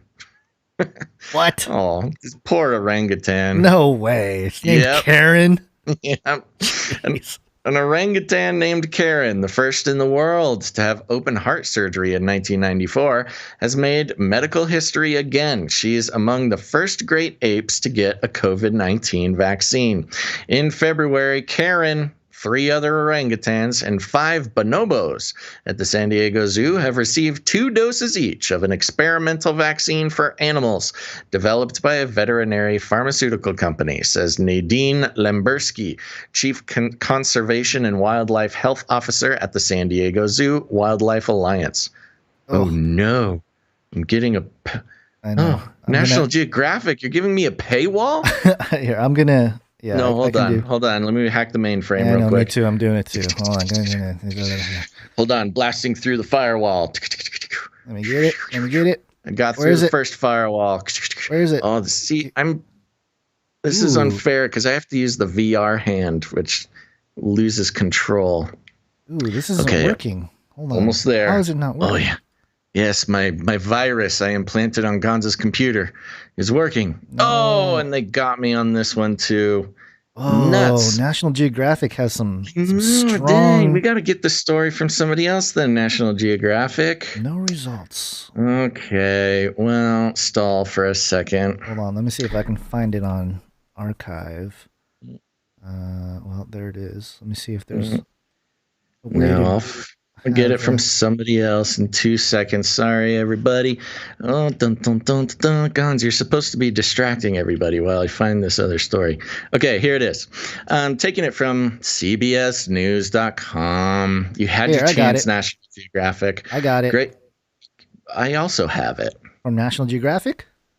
Oh, no, you have the National Geographic version? Oh, yeah. Here, I'm going to drop it in the doc so you can... Oh, yay. He's giving it to me. I think this is it. Sometimes we have competitions, folks, just to see who can hack the mainframe and read the story first. Yeah, hopefully. Oh, you got it from the archive. Okay, let's see what the archive has to say here. Yeah, I don't think it's gonna do the pop-up again. So we'll see. Let's see if it happens. It's not doing... Oh, yeah. Okay. There we go. Oh, yeah. No pop-up. Love it. Quote, this isn't the norm. In my career, I haven't had access to an experimental vaccine this early in the process and haven't had such an overwhelming desire to want to use one, Lemberski says. I love this. She's like, I've never wanted one. I've never had one, but I guess now I do, both. The milestone had been triggered by another. In January, a troop of 8 gorillas at the San Diego Zoo Safari Park became the first great apes in the world to test positive for the novel coronavirus. The silverback, 49-year-old Winston. Ooh, like from 1984. Yeah, also from Overwatch. What's up, gamers? Fell ill with heart disease and pneumonia, but following experimental antibody treatment, he was recovering, as are the others. So these gorillas got experimental antibody treatment that human beings, I guess maybe Trump got the same antibody treatment. It worked on apes, President. Sounds like a remdesivir. There is that thing about how Trump loves apes. Stick it in. Gorillas. We're in a new age. These gorillas are so strong, like me. Globally, infections have also been confirmed in tigers, lions, minks, snow leopards, cougars, and ferrets, dogs, and domestic cats. But the fact that great apes are susceptible to the SARS-CoV-2 virus has scientists especially concerned. Fewer than 5,000 gorillas remain in the wild, and because they live in close family groups, researchers worry that if one caught the virus, the infection might spread quickly and imperil already precarious populations. How would a gorilla catch the coronavirus? He goes to China and buys something he's not supposed to. He eats a bat, or maybe a researcher didn't wear their mask. More than a year into the pandemic, there's still little known about how the virus affects animals. In many cases, the veterinary community must rely on the limited data sets, learning that what it can from individual cases and sporadic outbreaks in a handful of species.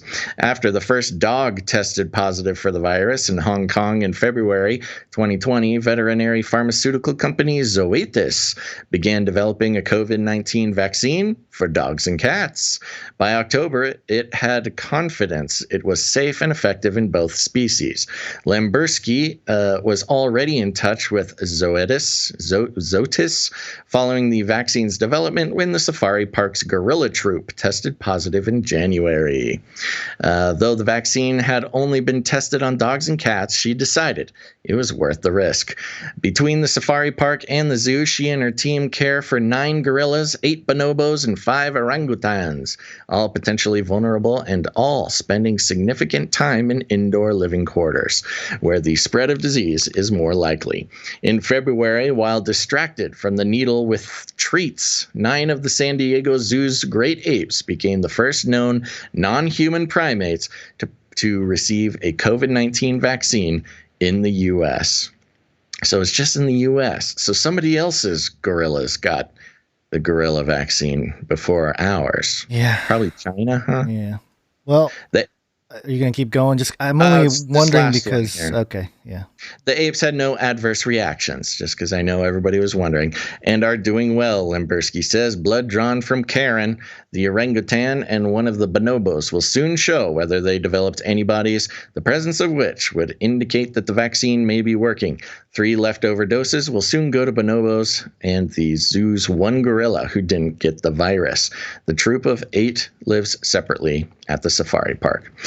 So that paragraph in particular is strange because they gave the vaccine to the animals who had already had coronavirus. Now, I think it's a little bit ironic that the human vaccine was able to skip animal trials. That's part of the worrisome part about the human vaccine, is that they were exempt from doing animal trials, which is usually what takes vaccines so long to get tested and put out there. Yeah. So we gave it to humans first and then animals, which is interesting. Then also they gave these vaccines to animals that had already had the coronavirus, which is, do we have the source on that, referring to those who have already had the coronavirus and get the vaccine tend to have much more severe side effects? I don't know. I don't think I can't remember it. So okay, well, I'll look for the source on that. But that was something that was written up a little while back, was those who had already had coronavirus and got the vaccine were experiencing way more troubling side effects because their body had already developed a response to coronavirus. And then when they got the vaccine, it kind of set off a lot of the alarm bells, and they were having issues. So that's, I don't know. I just think that's interesting. These zoos are they treasure their great apes. They're like the whole point of having a zoo. But it seemed like, look, I'm just saying, as far as the science goes, the mainstream science, that seems dangerous to just pump all your gorillas who had already had coronavirus with the vaccine.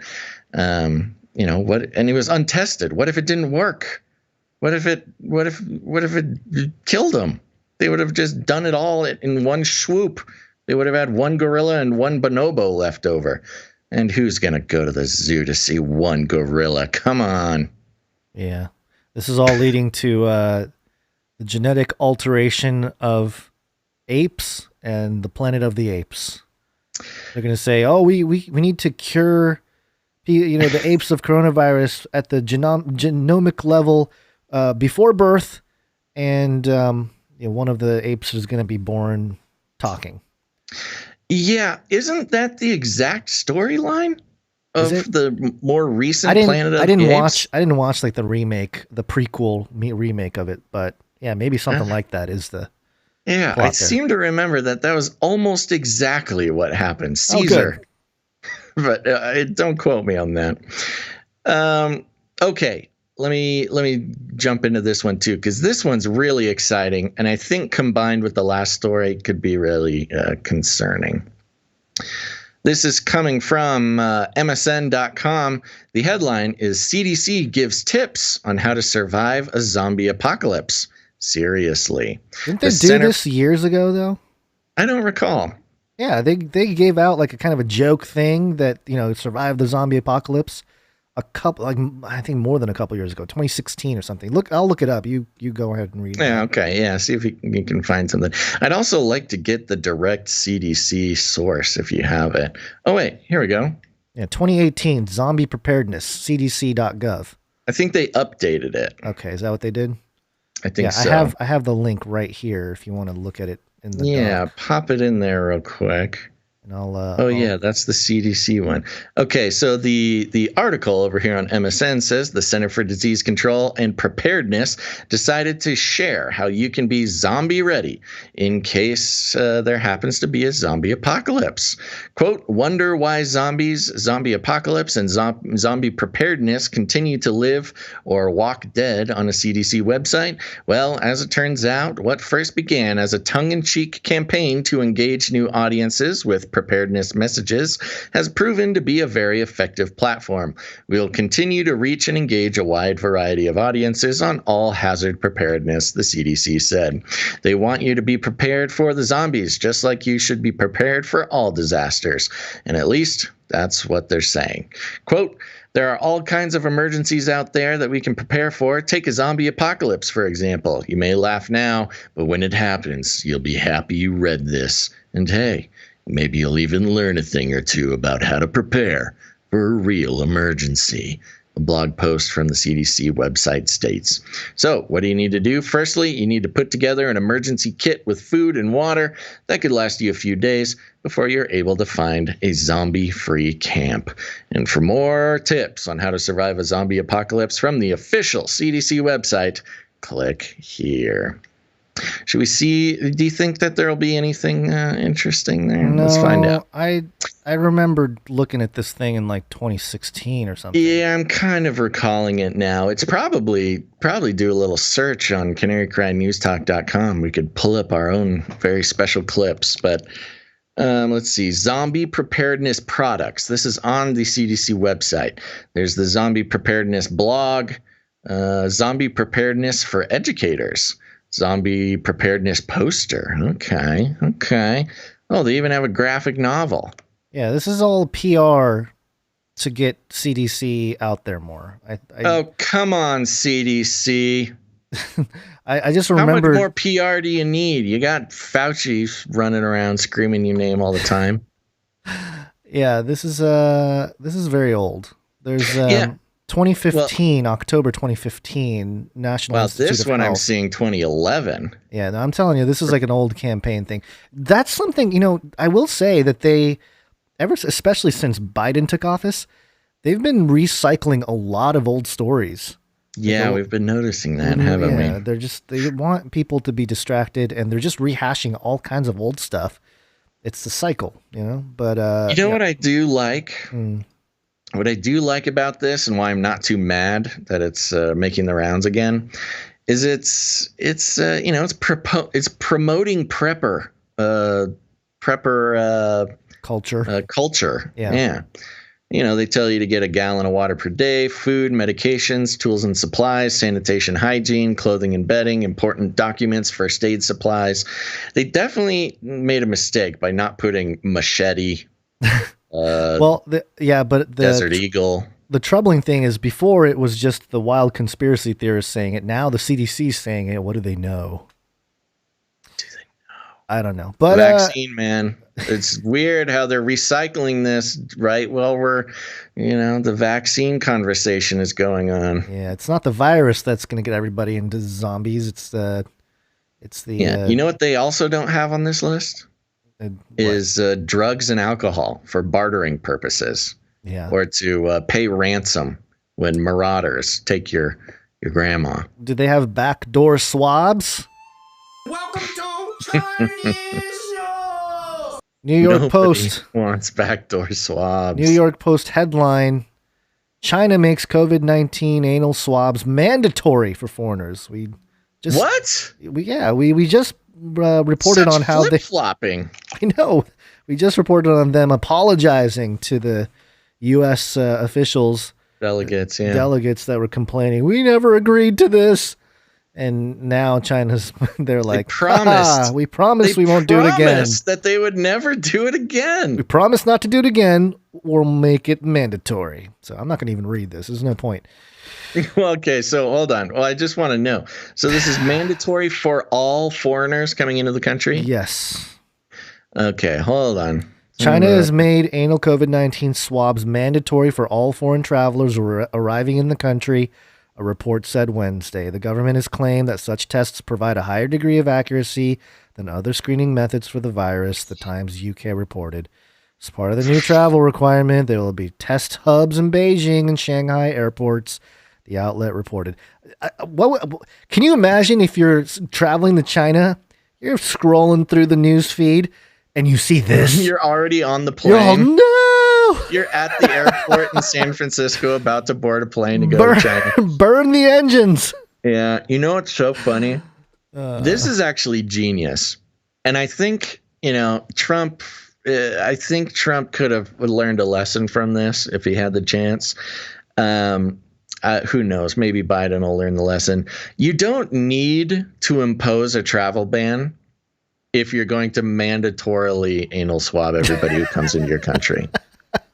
You can get past all the xenophobic comments, all the racist comments. That would have been let everybody so good. in. Say, invite ISIS into the country, but mandatory swabs. That will go way further than any travel ban. I do wish Trump was still in office, because now that China does it, Trump could be like, good idea. Everybody coming to America must get anal swabs. More importantly, Biden will he's definitely going to do this now. Come on, he man. He loves what China does. Come on, man. Who am I to judge the I don't know. I'm trying to get the Biden. It's hard. Biden is hard to really. I know. We have not perfected the Joe Biden. You just got to kind of mumble, like grunt. Yeah, there's lots of mumbling. Questions. Got questions.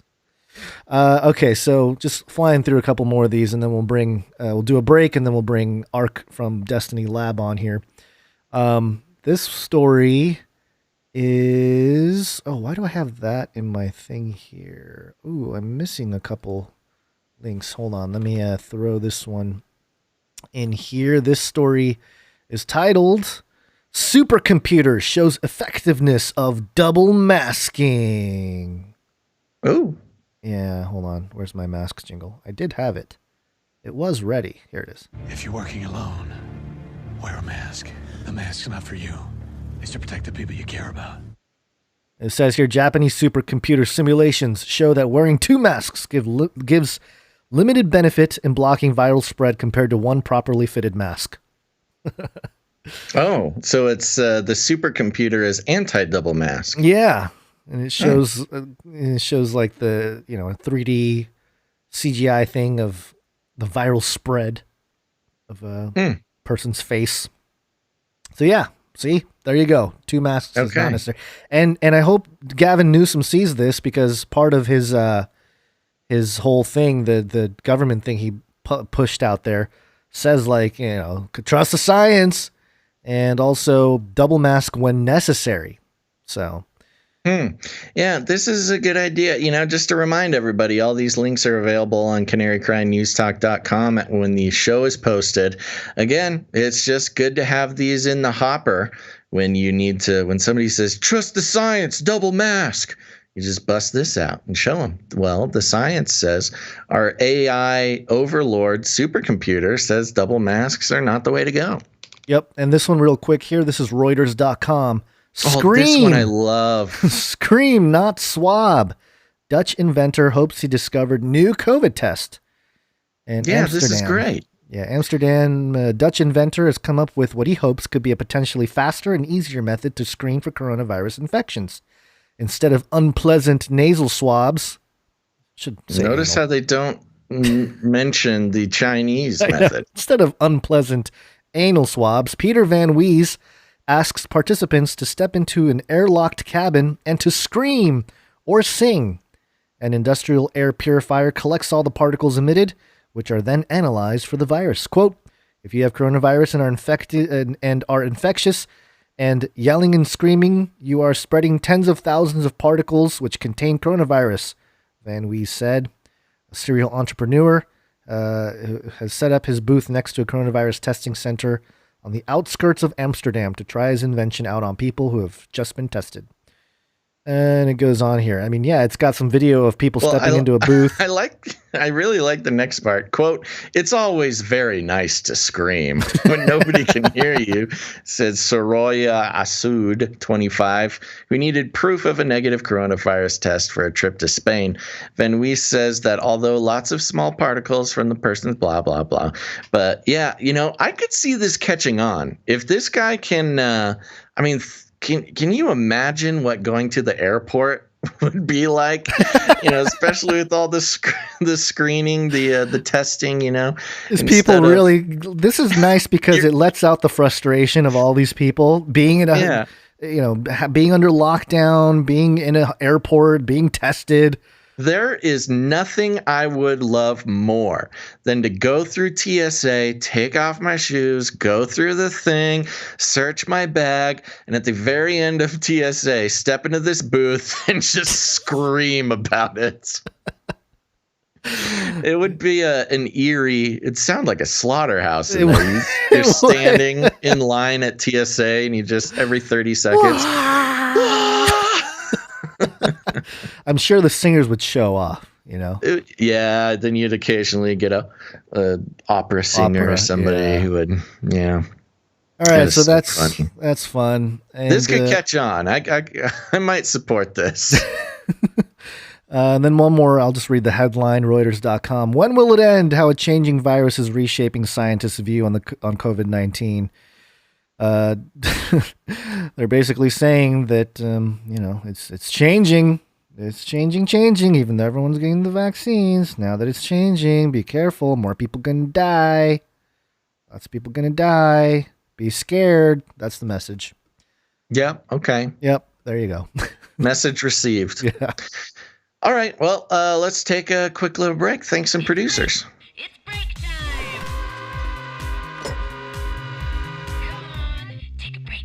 Come on, take a break, everybody. Take a break and scream. All right, we're going to take just a quick break, but don't go anywhere, because after the break, we've got Ark from Destiny Labs coming, and we're going to be, it's going to be an interesting experiment. I'm excited. We're always excited to talk to our buddy, but we're going to be going over some relevant news, some of it from the past, and we'll just take it from there. It's going to be a good time. So don't go anywhere, folks. But first, let us thank some producers, because you may have noticed we haven't read any advertisements, no ad reads, no affiliate codes, no fake descriptions about how I learned to cook from a food delivery service or whatever. No, none of that, because as Adam Curry from the No Agenda Show says, every corporate sponsorship is a form of censorship, and that is that's what we're dealing with, folks. The advertising industry has been an excuse for censorship. Of course, things aren't brand safe, so we gotta demonetize, take you off the list here, stop sharing your videos with people. Boy, don't we know it, Gons? But advertising is also responsible for a lot of other horrible things, like the privacy concerns, the big data collection, as well as the more fun things like shadow banning and things like that. So we decided long ago that advertising taking corporate money at all was not an option for us. You might notice if you're in YouTube, the super chat doesn't work. We don't get any money from ads on YouTube or affiliate things. Not even partnership over on Twitch, things like that. Nope. In fact, we are entirely produced and funded by our listeners. Not just any listeners, but listeners who decided that they get some kind of value out of what we do. And that's how the value for value system works. We create value. We do it 3 times a week, and we try to do the very best we can. And if you get any value out of what Gons and I do here on the show, it is your opportunity to put some value back in. And that can look many different ways. It can be your time, your talent, and your treasure. And so let's start out, Gons, by thanking some of our financial producers for this show, which is episode 308. And I'll start out with Patreon. Patreon.com/CCNT. That's for Canary Cry News Talk. Patreon.com/CCNT. And we got some folks coming in, just making the upgrade from listener to producer. And first of all, I want to thank producer Maharani R. Thank you, producer Maharani. That's right. Thank you very much. Next, we have producer Ashton. Thank you, producer Ashton. Producer Ashton. Thank you very much. Next, we have producer Martins T. Martins. Thank you very much. And we got a little note from Martins here. Basil is a professional. Gons is a legend. Oh. God bless you both. We have the best father. God bless. Amen there, producer. Amen. Martins, thank you very much. Also, if your name is not producer Martins and it's Martins, you just let us know. You got to remember to correct us, folks, if we pronounce it wrong.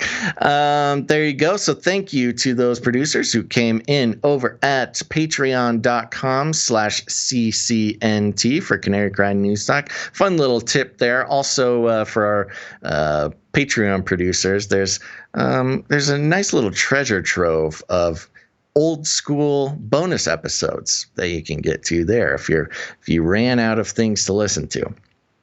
Next we have, if you don't like Patreon, that's okay. A lot of people don't like Patreon, but we support you anyways by making available to you canarycryradio.com/support. canarycryradio.com/support. That's right. canarycryradio.com/support has plenty of other options to become a producer there. We've got monthly producership options, and we thank all of our monthly producers for helping to lay down a foundation for the show.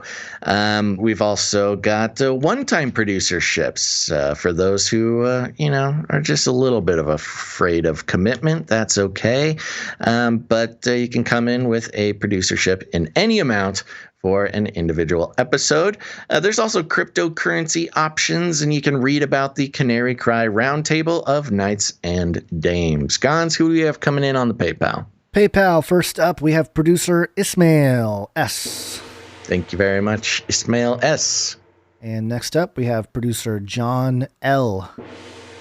Thank you very much, producer John L. coming in with the 33 Illuminati Handler producership. Yep. We have a handler for the episode. That's good to know. Next up, producer Allison G. Thank you very much, producer Allison G. I believe she is our executive producer for this episode. I believe that is true. Thank you, executive producer Allison G. Producer Brian S. Woo! Thank you very much, producer Brian. Yeah, very generous support there. Producer Saul A. There he is. Thank you very much, producer Saul, with the pocket full of sevens. And Shield Labs back again. Yes. And thank you, producers. Shield Labs came in with a special number, a 1221, and a little note that says Romans plus $sign. So I looked up here Romans 12:21, which is do not be overcome by evil, but overcome evil with good. That's good advice there. Thank you very much, Romans. And thank you, Shield Labs. Real quick, Gons, MM over on YouTube says, I don't have money. Can I donate a PS5 controller? You know what, MM? If we can find somebody to donate a PS5, I would be happy to accept the PS5 controller.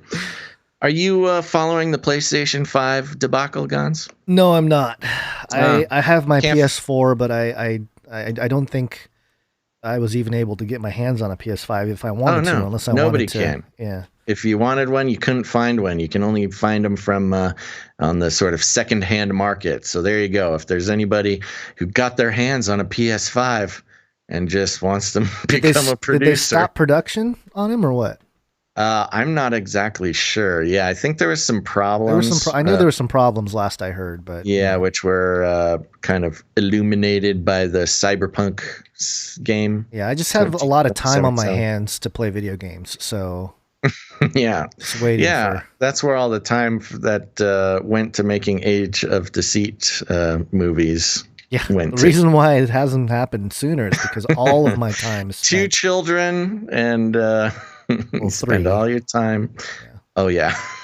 Sorry. 2 new children. Yeah, newer children. Yeah. One of them can feed themselves. Yeah, and drive. Yeah. Okay, and so work. And work, yeah. So yes, we appreciate all of our supporters, producers. You can support us with your time and talent if treasures is not your thing. I mean, I guess you could send us a PS5 controller if you really want to, although I don't know what we would do with it other than say thank you. Oh my gosh. On Twitch, we used to read every Twitch follower that came in, but Oprah Winfrey Official follows us on Twitch. Hey, Oprah. And Oprah Winfrey Official says, I just got my PS5. Oh, you get a PS5. Yeah, Oprah, give it out to all of our You get a PS5. people. And you get a PS5. Yeah, that would be a great show to have us on and give us a PS5 and we'll scream. We'll go, ah! Okay, so yes, you can send us you can spend your time and talent to contribute to the show. And we accept things like jingles and sound clips.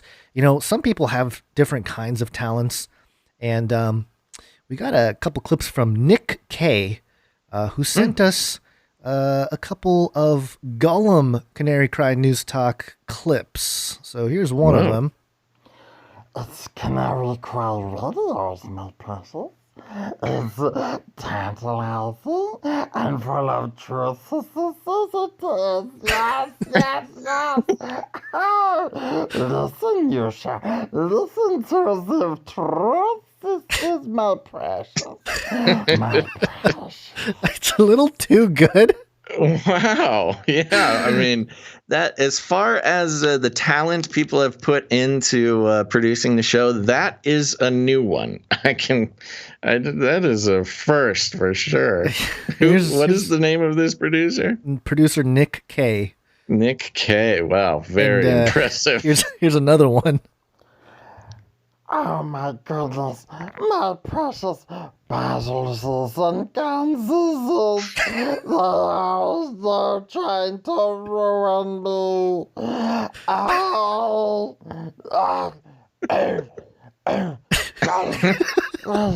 They do not care about Flipsies. Flipsies, my precious hamburgers.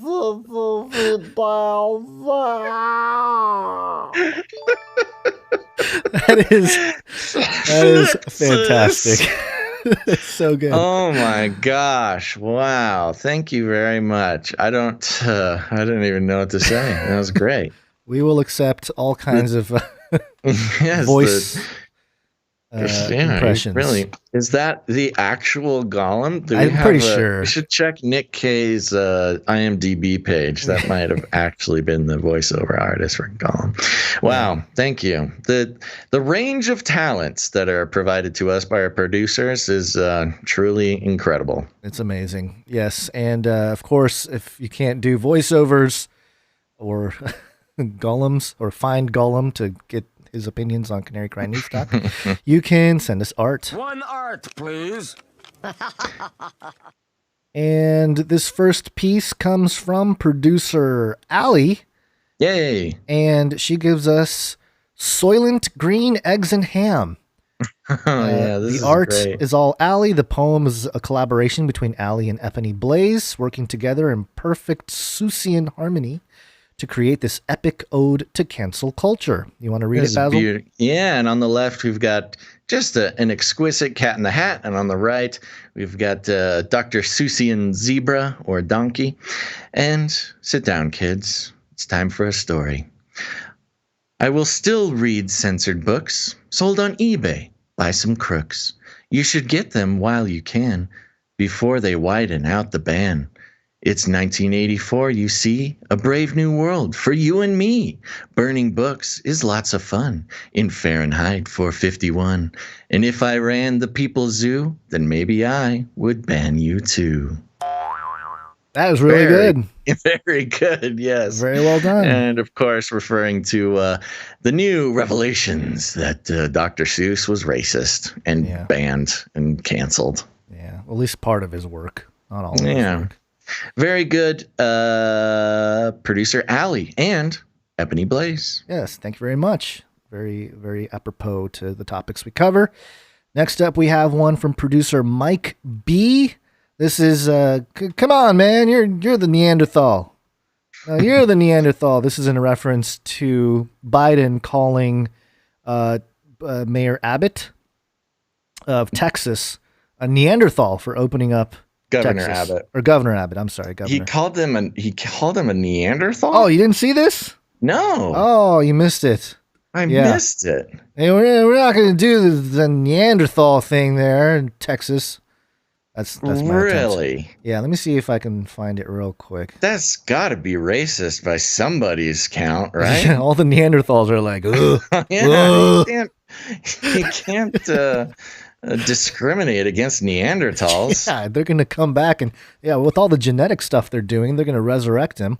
Apparently, a number of, I think it's like 2% of humans have Neanderthal DNA or something. Oh yeah, you can do you give your DNA up to the thing, and they'll give your DNA to the AI gods. There was some news about that we did not cover. Some company, we'll have to bring it next time. But 23andMe got bought up by somebody. Oh, they did. So 23andMe got bought, which was always the concern that maybe they promised not to do anything with your DNA, which is false. They ended up selling it. Yeah. But now the new company, the EULAs are basically void now. They can decide to do whatever they want with the genomics. Let me see this real quick. Texas, I think it's a big mistake. Look, I hope everybody's realized by now, these masks make a difference. We are on the cusp of being able to fundamentally change the nature of this disease because of the way in which we're able to get vaccines in people's arms.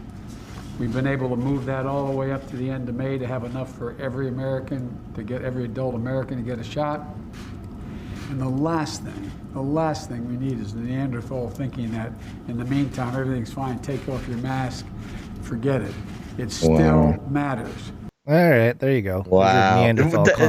Not only is that like a really insulting thing to do, it reminds me of the debate with Trump where, Trump was loud and annoying, but Biden was he just resorted to name calling right off the bat.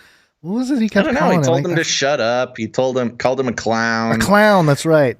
Yeah. Hey, look at this clown. Yeah, but the listen part to at this the clown. beginning where Biden is saying, I can't even remember it. Can you play the first part of that again? Sorry. It was just wild. It's a big mistake. Look, I hope everybody's realized by now, these masks make a difference. We are on the cusp of being able to fundamentally change the nature of this disease because Right of the way there. in which We are on the cusp of being able to fundamentally change the nature of the disease. That doesn't make any sense. This guy doesn't know what he's talking about. He's literally just rambling, just talking and hoping that he fills the silence with something intelligible. Look, he does that a lot too. Look, look. Which is just a vocal pause. It's because he doesn't know what he's going to say. So yeah, Biden Neanderthal, very good. Thank you, producer Mike B. Next up, we have one from producer Teresa. Okay. And this is more of a meme form. It's got Wolverine looking at a laying picture. in bed, looking at a framed picture longingly. Yes, and then it says me as Wolverine, and on the frame picture, Canary Com March or Canary I think it's Canary Cry Community March Meetup, Texas. Yes. So producer Teresa is longing after the Canary Cry March meetup in Texas. So there you go. That's right. There's going to be an in-person Canary Cry meetup over there in Texas. You know what? I forgot to look up the details on that. I think it's the March 21st, but don't quote me on that. I'll let you move on to the next one while I look that up. Sure. The next one is from producer Russell S. And this is, you have an all-seeing eye. It's another one of those collage montage type of deals. It's a transparent collage. It's got an all-seeing eye, but then it's got all the people with the black eyes, including the Black Eye Club. Yep. The Pope, you got John Kerry, George Bush Jr., the guy who played Iron Man. He got canceled in my brain, so I can't remember. Johnny, no, not Johnny. What's Robert Downey Jr. Yeah, Robert Downey Jr. Thank you. And so, yeah, there you go. And he's got the Illuminati thing back in the background from Eyes Wide Shut. So there you go. Very good. Thank you, producer Russell S. Next up, we have one from producer Cynthia P. And this is the Wacky White House. Ooh. And it's Pinky in the Brain. He's got Fauci as Pinky, and I think that's Bill Gates as Brain. Yes, I think so as well. And it says, "Don't mind the guy on the steps. Together we will take over the world." And that's the typical Pinky in the Brain line there. On the steps of the White House is Bernie Sanders is thing there, and on top of the White House, his famous mittens picture. Right, his mittens picture with the mask on, and on top of the White House, that looks like, is that Anubis? Can't tell if that's a. Let me pop over and look. Oh, I think no, it's it's coronavirus man. Oh, just coronavirus man. Yeah, it's okay. just a red corona.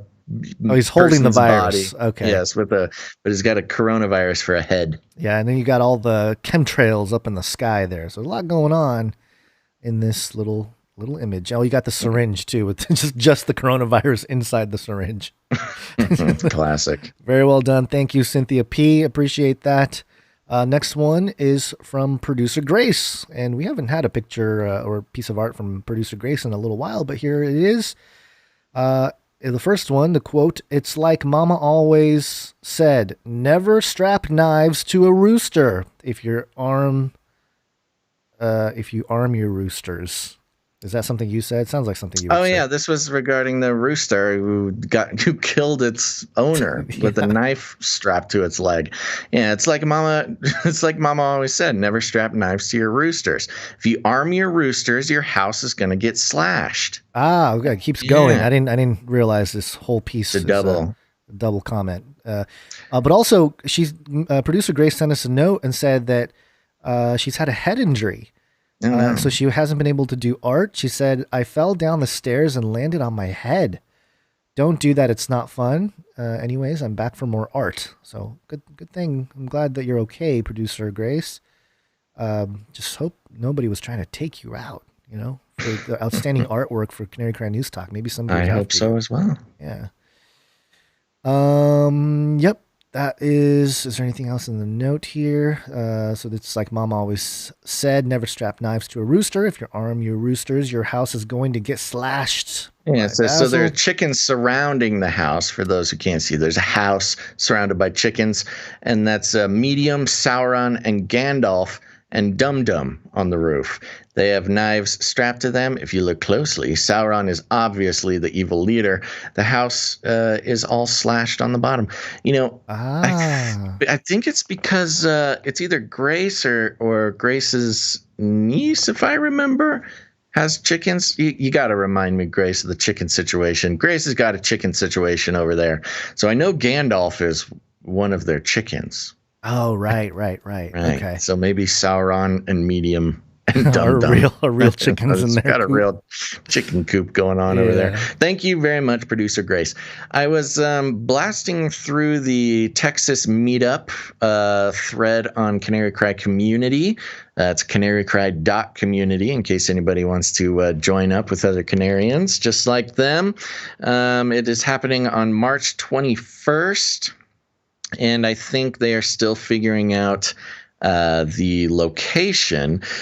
But we got to, they're talking with the people in this group. But producer Ciara, when you figure out the details of this, let us know and we can announce it. Because I know that there was a lot of people who expressed interest, and they may not be on the canarycry.community. So I know they're trying to figure out the numbers, but yes, once it's all decided and we are notified, we will let the world know. We might need to do some sort of RSVP system for producer Ciara so it doesn't get out of hand.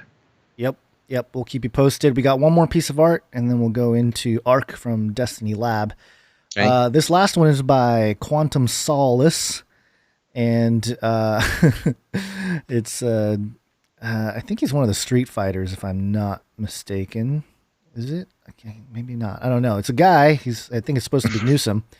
Holding up a thumbs up. He says, "Hey, California, you're welcome." And it says, "Newsom science." Newsom science, baby. Ha! And I have a funny little story to tell about the Newsom science. So I was my daughter was playing with a neighbor, and the neighbor dad, I'm talking to him about stuff, just random things, and he goes, "Hey, you want a box of masks?" And I'm like, I don't know, not really. He's like, "Well, I have all these boxes of masks, of these KN95 masks," and I'm like, KN95, interesting. Why do you have so many boxes of that? And he goes, "Oh, a neighbor gave it to me." And I was like, "Well, why does your neighbor have so many boxes?" He's like, "Oh, he was gambling and he lost a bunch of money, but apparently he got a bunch of boxes of masks." I was like, "What does the gambling has to do with anything?" I have no clue. I don't know. Did he pay his rent? He owed people money, and instead of paying them money, he gave them masks. Which is already kind of weird. But then I looked on the box. Some apocalyptic bartering for sure. I know. And then I looked on the box, and I noticed something. I have a photo that I took of the side of the box.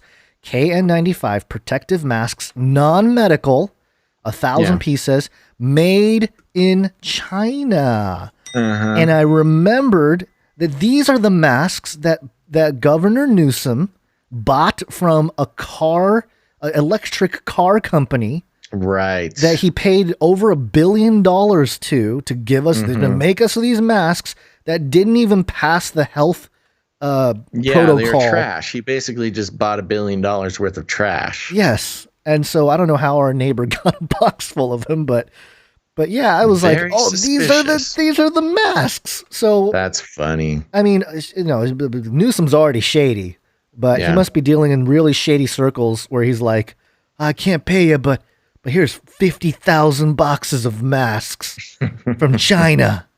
Yeah, maybe that's how the Postal Service is getting paid in California now. Yeah, it's possible. But yeah, I was very surprised. I was like, oh, there it is. Those are the actual, and I know specifically because not only does it say it's from China, but it's the KN95 masks. Right. You can look up. So, yep, there's some news, some science right in my backyard. Wow. Yep. Jonathan on YouTube said that last piece of art, he suspects it was Ryu. Oh, Ryu. Okay. Perhaps. Interesting. Maybe. And, we're talking about the Canary Cry meetup. I believe, don't quote me, we will be giving out the rest of the details. I believe they are meeting somewhere around Houston. Yeah. Texas is a big state. Is that right? I don't know. Texas is a big state, so you I know. I don't want to give any false information, but I also want to equip people to show up. So there you go. Don't quote me on that, but we'll give out more details, and I need permission to do that as well. Sure. And just a quick thank you to Jade Bouncerson for the continued work on the timestamps, and I still need to read that email that they sent to me about how to get more people involved in getting that done. Maybe live too. That might help if we do that live. Oh, Ciara in the chat is saying Dallas. So Dallas. Okay. It's going to be in the Dallas area. Yeah. So there you go. Anybody who's near Dallas, you should go on canarycry.community and find the Texas meetup thread and see what's going on. I do see people in the YouTube chat talking, naming their area and wanting to do a meetup there. Tri-state, is that the New York area, or is Tri-state just anywhere? I thought Tri-state was New York. I thought so too. New York area. Like New York, Pennsylvania. I don't know. We're bad at geography. I can name all the states and their capitals. Louisiana, we know. Indianapolis, Indiana, and Columbus is the capital of. I can sing Pinky and the Brain. Oh, okay. But where was I going with this? Oh, I was saying, we should maybe, I don't know, meetup.com. I don't know how much I like it. And I think you have to pay for it at a certain point. But I was thinking we probably should consider or explore putting together some sort of website or service where Canarians can put together meetups a little bit easier than just chatting in the YouTube chat. Yeah. Okay. All right. I see Ark in the thing here. I'm going to add him in a moment. Are you ready to come back? Oh, yeah. I think I am ready to wake up, you mean? Yeah. Let's do it. Yes, it's wake up time. Hey, yo, wake up. All right. So let me work on adding Ark to the conversation as I try to kill time. Sounds good. That's fine. I'm happy to kill time. Everybody knows that good old Basil loves to kill time, especially when we are coming out of the break. And here's the thing, folks. When we take a break, it is a moment to catch a breather, but it's also a moment to connect the technical wires in order to introduce our very good friend, Ark from Destiny Lab. How you doing, buddy? What's up, fellas? Thanks for having me again. Yeah, you bet. I know it's been a while, but we had I gotta say, Gon's excellent job on the technical connections here. Yeah, I'm trying to get the visuals to work. So give me a moment, and that'll happen. We'll keep working on it. But we're excited to have you here, buddy. And this is going to be a little bit of a switcheroo for us, but this will be fun. I know that many people in our chat watching the live show today are big fans of yours, big fans of Destiny Labs. And maybe for those who have never heard of you before, maybe you can start by giving us a little rundown before we get into the real meaty stuff. Let us know who you are, what you guys do, and what's the deal, man? What's the deal? Yeah. Well, we've been making music since the mid-'90s, and and it's all kind of based on my own journey I grew up Christian, but then I kind of went off on my prodigal son journey in my mid-20s, kind of got deceived by the alien deception and evolution, all that kind of nonsense, and then started studying it back in my roots from a biblical perspective, because my brother started asking me some hard questions and introduced me to people like Chuck Missler and Kent Hovind and some of these guys. I started listening to them on cassette tape back in the mid-'90s and VHS, and really blew me away, opened my eyes to all these things. And I decided, and I'd been making hip-hop music for fun with lots of friends, and I'd also been into the paranormal, all this kind of strange, bizarre stuff all my life. I'm a special effects makeup artist and sculptor, so I am still kind of weird and into off-the-wall stuff, but I do it all from a Christian, Bible-based perspective. So I thought, and what better way to spread the gospel and also talk about all these deceptions, but hip-hop music, right? So I started making underground hip-hop music in the late 90s, and in 2004 officially formed Destiny Lab, and we just came out with our fourth album here recently in October called Shift Your Paradigm, which has been doing really well. And you guys have been blessed me enough to be on Age of Deceit documentaries showcasing some of my music, like Robophobia on Age of Deceit 3 and The Remnant, which have introduced a lot of people to my music. So that's always been greatly appreciated. Yeah, absolutely, man. And I got to say, I'm always happy to hear when, somebody finds your stuff through our work. But I'm even more excited when people find our show and they're like, oh, I heard you had the Destiny Lab boys on. I just got to check out your show. It's a nice feeling, when we get that nice little crossover. So cool, man. I love it. Yeah, and you were on, I think, episode 140 of Canary Cry Radio. So if anybody wants to go check that out, I think I don't know, when was that? It seems like 140. We're on episode 150 something on Canary Cry Radio. So it should have been more recent, but I think it was years ago. Yeah, well, I would recommend, just a reminder for those who might need a reminder, Canary Cry Radio is a different show from Canary Cry News Talk. You're listening to Canary Cry News Talk. Canary Cry Radio is our interview style show. And so search that out and look for episode, what was it, 141, Gons? 140. 140, and you'll get a much deeper dive into the story, the life story, the legacy of Destiny Labs, and then you can come back and listen to this again. It might make more sense. Who knows? Basil. You know how I get really annoyed when people say revelations? Yeah, don't I plural? Ever? Yeah. You keep saying Destiny Labs, like plural. It's singular, bro. Oh, I was. People do that all the time because of, what's the group? Destiny Labs? Or no, not Destiny's Child. Destiny's Child, yeah. Destiny's Child. You want to say Destiny's Lab or Destiny Labs, so yeah. I didn't even notice. I said Destiny. Good. Didn't I say Destiny Labs' backstory?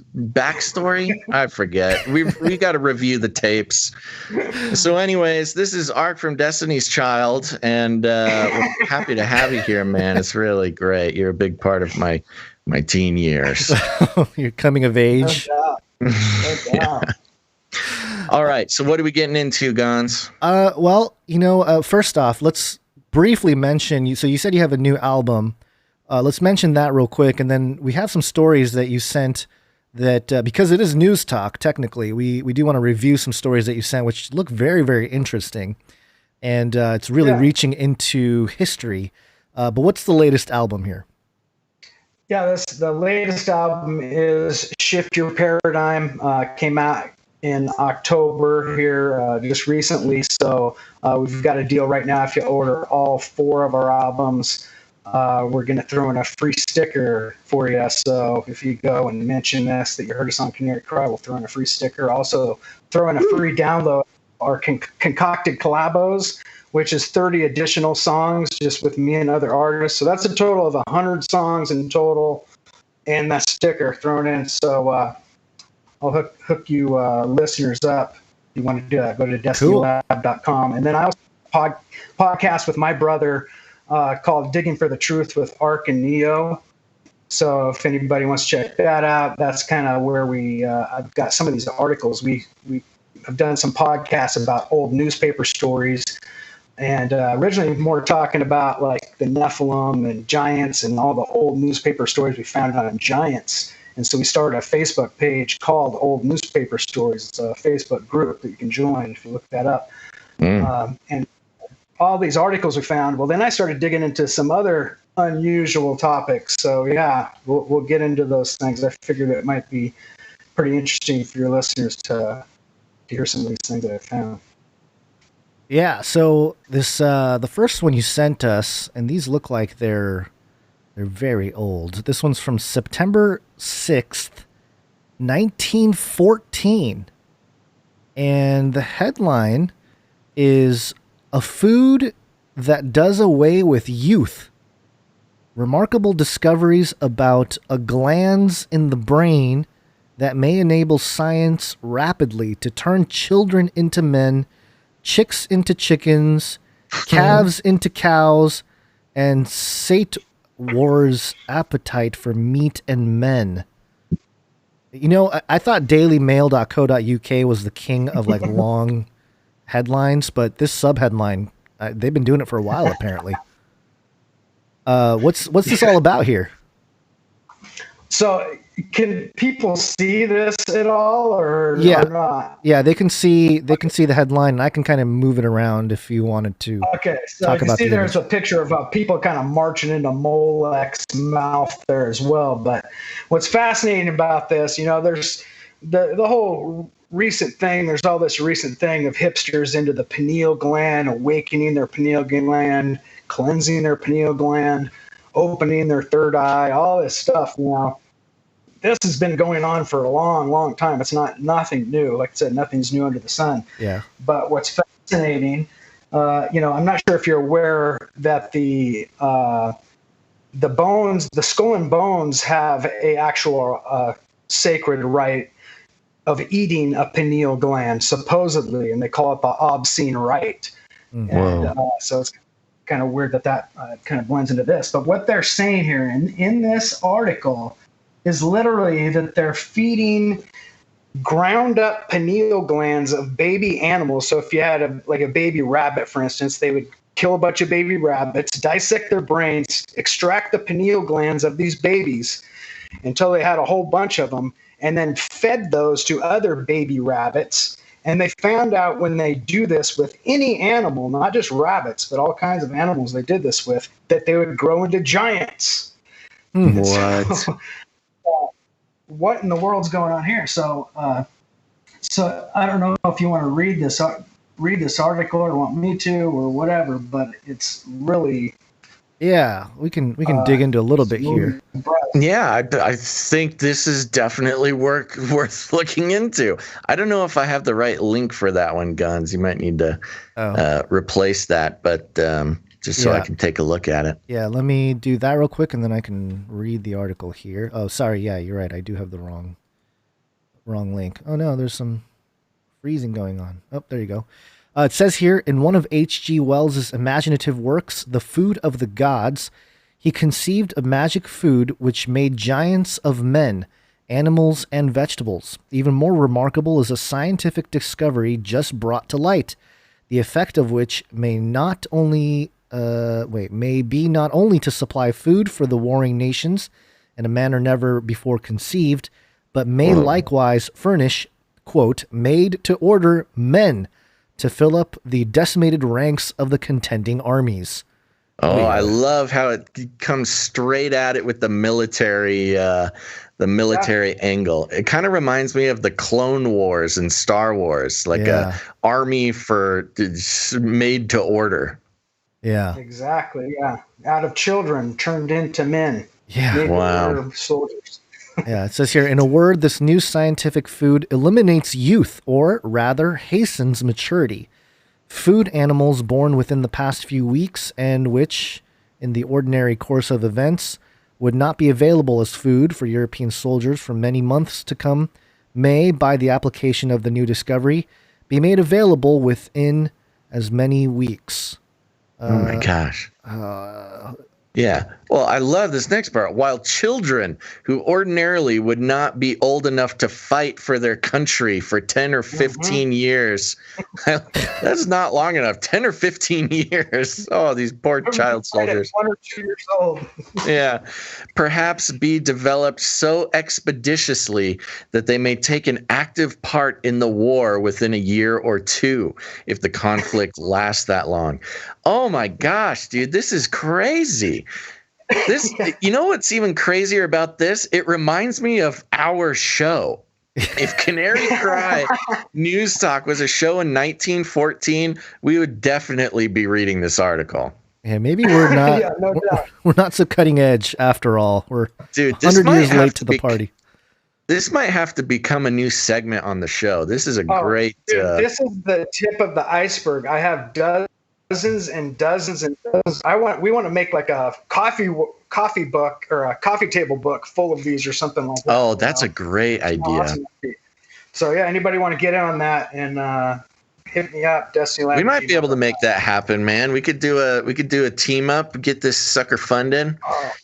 I want to get to some of the other ones, but I have to read some more parts of this article because it's crazy. Let's see here. Yeah. The pineal gland were obtained from partly from calves, partly from young adults, approximating 3 years. What am I reading that correctly? Adults, young adults. Adulas, I don't know, approximating 3 years, and partly from the general run of cattle from the abattoirs.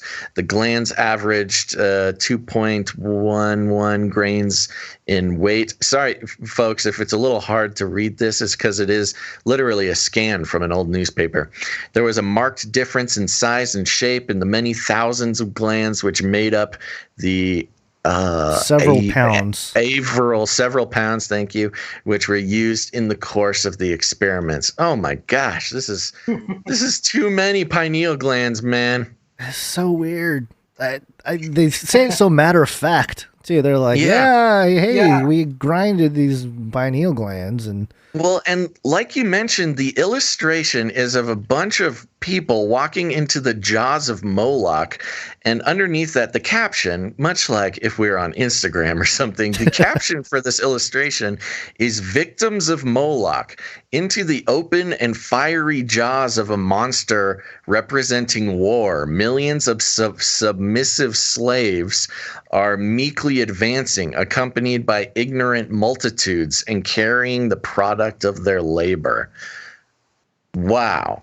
And I mean, in a sense, this is supposed to be representing, I think, the grown army, the pineal gland army that has been risen up just to be sent into the jaws of war. Yeah, just mind-numbed robots, marching into the jaws of war there.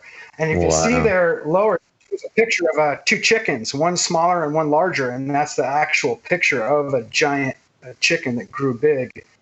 Oh, yeah. Wow. Yeah. Oh, my God. How have we never heard of this before, Gons? I don't know. I mean, I've heard of some of the pineal gland. I was gonna say I've heard of some of the pineal gland stuff about the eating of it, but I've never seen any articles from it. So that's neither incredible. have I. It's almost like a shadowy group of elites have been trying to hide this secret information. Well, that's what's so fascinating is all this stuff is on microfiche film, and so for years, it's been there, but to find it, you'd have to go through thousands and thousands of rolls of film just randomly find it. Well, now they've actually hooked up search engine algorithms that can search out keywords. So now you can actually look up keywords within these super old, back 1700s, And it's unbelievable because they're just blatantly honest about this stuff. There's no censorship about it. The stuff they talk about. They have all kinds of articles on Bohemian Grove talking about who goes there, what they're doing this weekend, what music's going to be playing. I mean, just open and like as if just everyday news. It's incredible. You mean my dream of becoming an NBA superstar could have been? I could still do it. I just need to find some pineal gland to chew up. Should have told my parents about that one. It says here, this is, oh man, this is kind of disturbing here. They talk about some experiments here, and they said that they had done experiments on 14 chicks and 18 pups with equally satisfactory results. In the case of the dogs, particular attention was paid to mental development. The pineal-fed puppies, they fed puppies pineal glands, were about a month ahead of the others. They were the first to learn to lap milk, the first to respond to a call, and the first to be able to find their way back to the kennel. Another experiment was conducted on a group of 48 guinea pigs divided into test and control lots. There was, I'm trying to zoom in here. There was an equal number of males and females in each lot, but the males and females were separated. The test pigs were fed pineal gland when they were 2 weeks old, and the diet was continued for 9 weeks. The males and females were then placed together in breeding pens. All except 2 of the pineal-fed pigs gave birth to young before the first of the control. The difference between the birth of young in the first pineal-fed pig and the first control pig being 14 days. So are they saying that they basically started mating and having babies way sooner? Or? It's so interesting that kind of connects with this. I was just looking at the growth rate of human beings in the first part of the 20th century, which is just about when this article is written. And it says, in general, the average height of both men and women from the beginning of the 20th century to about the mid 20th century grew. The exact numbers were like in the beginning of the 20th century, about 5% of the population were 6 feet and over. And by the middle of the 20th century, it was up like 25%. So the average height of human beings skyrocketed over just a course of like 40 years. And it lines up right with this pineal gland chomping experiment. So this is a little concerning to me. But this is really good to know too, because, Basil, you're into your alpha brain stuff. When they start promoting the pineal gland, the grind up to pineal gland in your alpha brain or whatever. Oh gosh. We'll know we'll know what they're up to. People are going to have like ginormous heads. If you look at one of the other articles I sent you, the title of the article is "Backward Children Are Helped by Medical Use of Pineal Gland Extract." I was just looking at this one.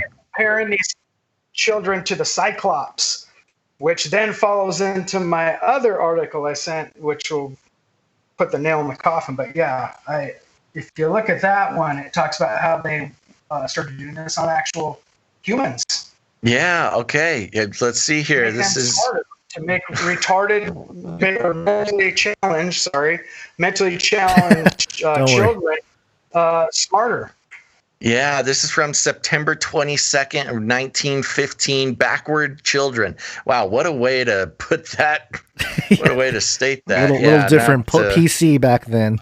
Developmentally challenged, backward children are helped by medicinal use of pineal gland extract. Oh my gosh, you're right. They did do it in humans.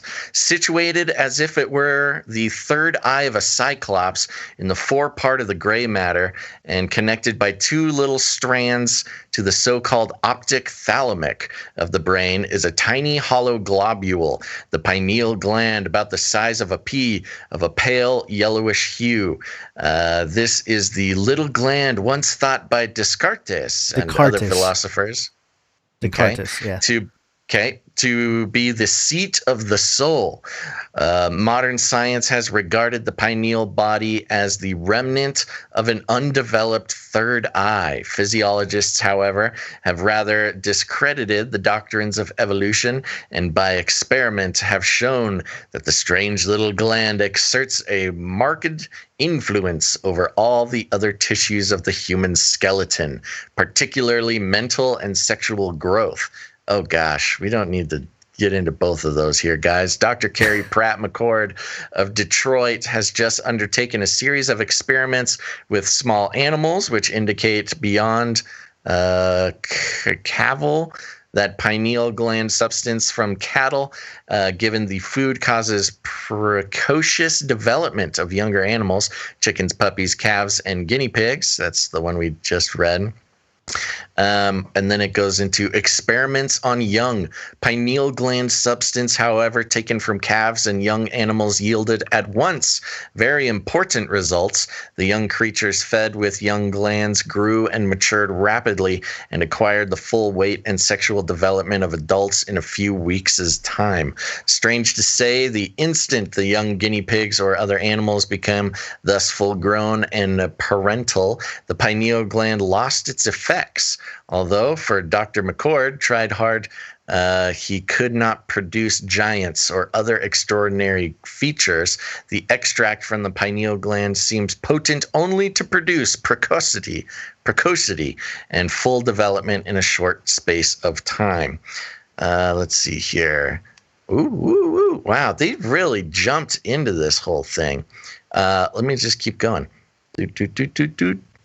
Besides feeding the gland, and in order to escape the action of the, peptogen and other enzymes of the stomach and liver, hypodermic injections of pineal gland from lambs were administered to 48 animals, and there was no great advantage manifest in this method over mouth feeding. Hence, the pineal gland may be given as a medicine in the food. Offspring more robust. Mother animals fed young pineal glands gave birth to their offspring earlier than those not so fed. Moreover, the mothers thus fed with the pineal glands of calves brought forth offspring 1/3 larger than the others. The father animals were equally large, robust, and fully developed when so fed. Indeed, the power of the pineal gland in augmenting vitality, weight, mental alertness, and vigor was about equally great for both male and female animals. The animals experimentally investigated gave seemingly complete evidence to show that pineal gland may be advantageously used upon children when for their ages they are sexually, physically, or mentally below par. It remains to be seen whether equally important uses can be found medicinally among human creatures for pineal gland. The dry extract has already been used for backward children with occasional success. Wow, yeah, there it is. These experiments would seem to point to that practice and method as correct. Holy moly. Yeah, and it's well known that the interior walls of the pineal gland do have rods and cones, much like our eyes do. So that's partly why people have thought that it's, a devolved third eye or whatever. But it's interesting how we don't hear about this anymore. I mean, this is it makes me wonder if the ingredient of pineal gland has gone under another name, like maybe it has some more sciencey name and appears in products. Or maybe they've been able to reproduce the extract in some way and then copyright it, like a synthetic form. Yeah, so they can patent it. Yeah. Yeah, that's really interesting. Yeah, I will say, if you run in the New Age circles, a lot of New Agers do still talk about the pineal gland, but they're all about accessing it, right? Like reaccessing it and decalcifying it and a lot of those kinds of things. So I'll ask you this, Ark, what do you think about that? I mean, is there something to what those New Agers are saying in terms of decalcifying your pineal gland to access the third eye and become more awake and whatever, attuned to the universe and all that kind of stuff that they talk about? Oh, I got a lot of questions. It's like, how do you know if your pineal gland is calcified to begin with or uncalcified once you're finished? Where you have access to see your pineal gland? How do you know that your pineal gland needs anything or is open? For instance, I opened my pineal gland finally, or my third eye. How do you know? I mean, you have some sort of proof of that. Or when they say the pineal gland looks like the eye of Isis or something like that. Eye of Horus, when you slice it sideways.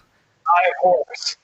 Yeah, but they never show a real pineal gland. It's always a drawing of a pineal gland or a drawing of a half section of a brain or like a sculpture. It's like a doctor's sculpture like in his office. It's not a real brain. And how did people know that? How would people sometimes oh yeah, pineal glands look just like pine cones? Because I see on a regular basis see human pineal glands. I mean, if there was something going on where people were getting access to see what a pineal gland even looked like, how would you know it looked like a pine cone? And it was needed open, all these different things. It just seems very strange. I think it all has to come from some sort of channeled information, in my opinion. Which, if you go back far enough, all these exceptions, one form or another, come from channeled information. And if they can find different channelers that agree on it, then hooray, it must be true. But there are all these over. One of the other articles I sent you was from it was from a guy who claims that he ran across a group of learned men that were like a secret society that had something called Philosopher Snuff. And with this Philosopher Snuff was a very, very common thing. Everybody had these snuff containers and would take snuff. Well, this Philosopher Snuff would allow you to exit your body and enter the pineal gland of any person that you so choose. And so you could have these out-of-body experiences, and that this group of secret society men were doing this. And it goes into kind of talking about that. And one of the articles I sent you. Yeah, I got this. Is this a reverie? Yeah, a reverie, yes. Page 58. Yeah. It reads kind of like a story. What is this from? Yeah, those F's are pronounced as S's. It's in some old-timey language here, if we want to try to make it through here. 1700s. Yeah, 76 is what it says. Miscellaneous essays and occasional writings of Francis Hopkinson, Volume 1, I believe, Philadelphia. And do you want to try, Basil, since you're better at the accents? I've been doing a little bit of I've been warming up on it for a second here. I accidentally opened the 35th number of The Guardian, wherein a correspondent informs the author that some learned men having determined the pineal gland to be chief seat of the soul's residence. Sorry, all the S's are F's in this, so it takes a second. Residence. He had procured from a great philosopher a box of snuff, which had this remarkable property that a pinch of it, duly administered, would so affect his pineal gland as to enable his soul to leave her residence for a while and enter that of any other person. Where, wow, even some of the T's are F's. This guy just had a F key stuck on his thing.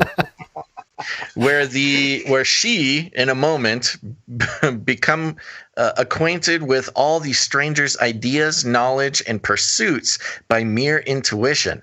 After reading the paper, I closed the book, and reflecting on the singularity of the thought, I fell into one of those deep reveries in which the mind is entirely absorbed and rendered for a while totally inattentive to the objects of the senses, forming a kind of waking dream. I fancied myself possessed of some of this extraordinary snuff, and enabled thereby to examine a variety of characters, divested of all dissimulation. My heated imagination led me a long chase through the intricate windings of the human heart. The rapidity of my progress made it impossible to delineate my observations on paper, for it takes a great deal more time to write than to think. But I will try to recollect 2 or 3 of my exertions for your amusement. Should I keep going here? It goes into like a long conversation with I think it's some sort of being. It gets a little hard to understand, but it gets even crazier. Yeah, but yeah, this is 1776. They were taking this pineal gland snuff. Yep. Wow. Yeah. And then the final really interesting one is the one from October 1894, with the giant 33-foot Cyclops man. Woo! I don't have the link to that one, Gun, so that's all you. Oh, I thought it's in there. Let me check real quick. It's looked like it tried to censor itself. Ooh. Yeah, like the link has a bunch of dashes. Oh wait, let's see if this works. I just recreated the link for you. I revitalized Relinked. Yeah, so there's a picture of a guy with a third eye, obviously on his forehead.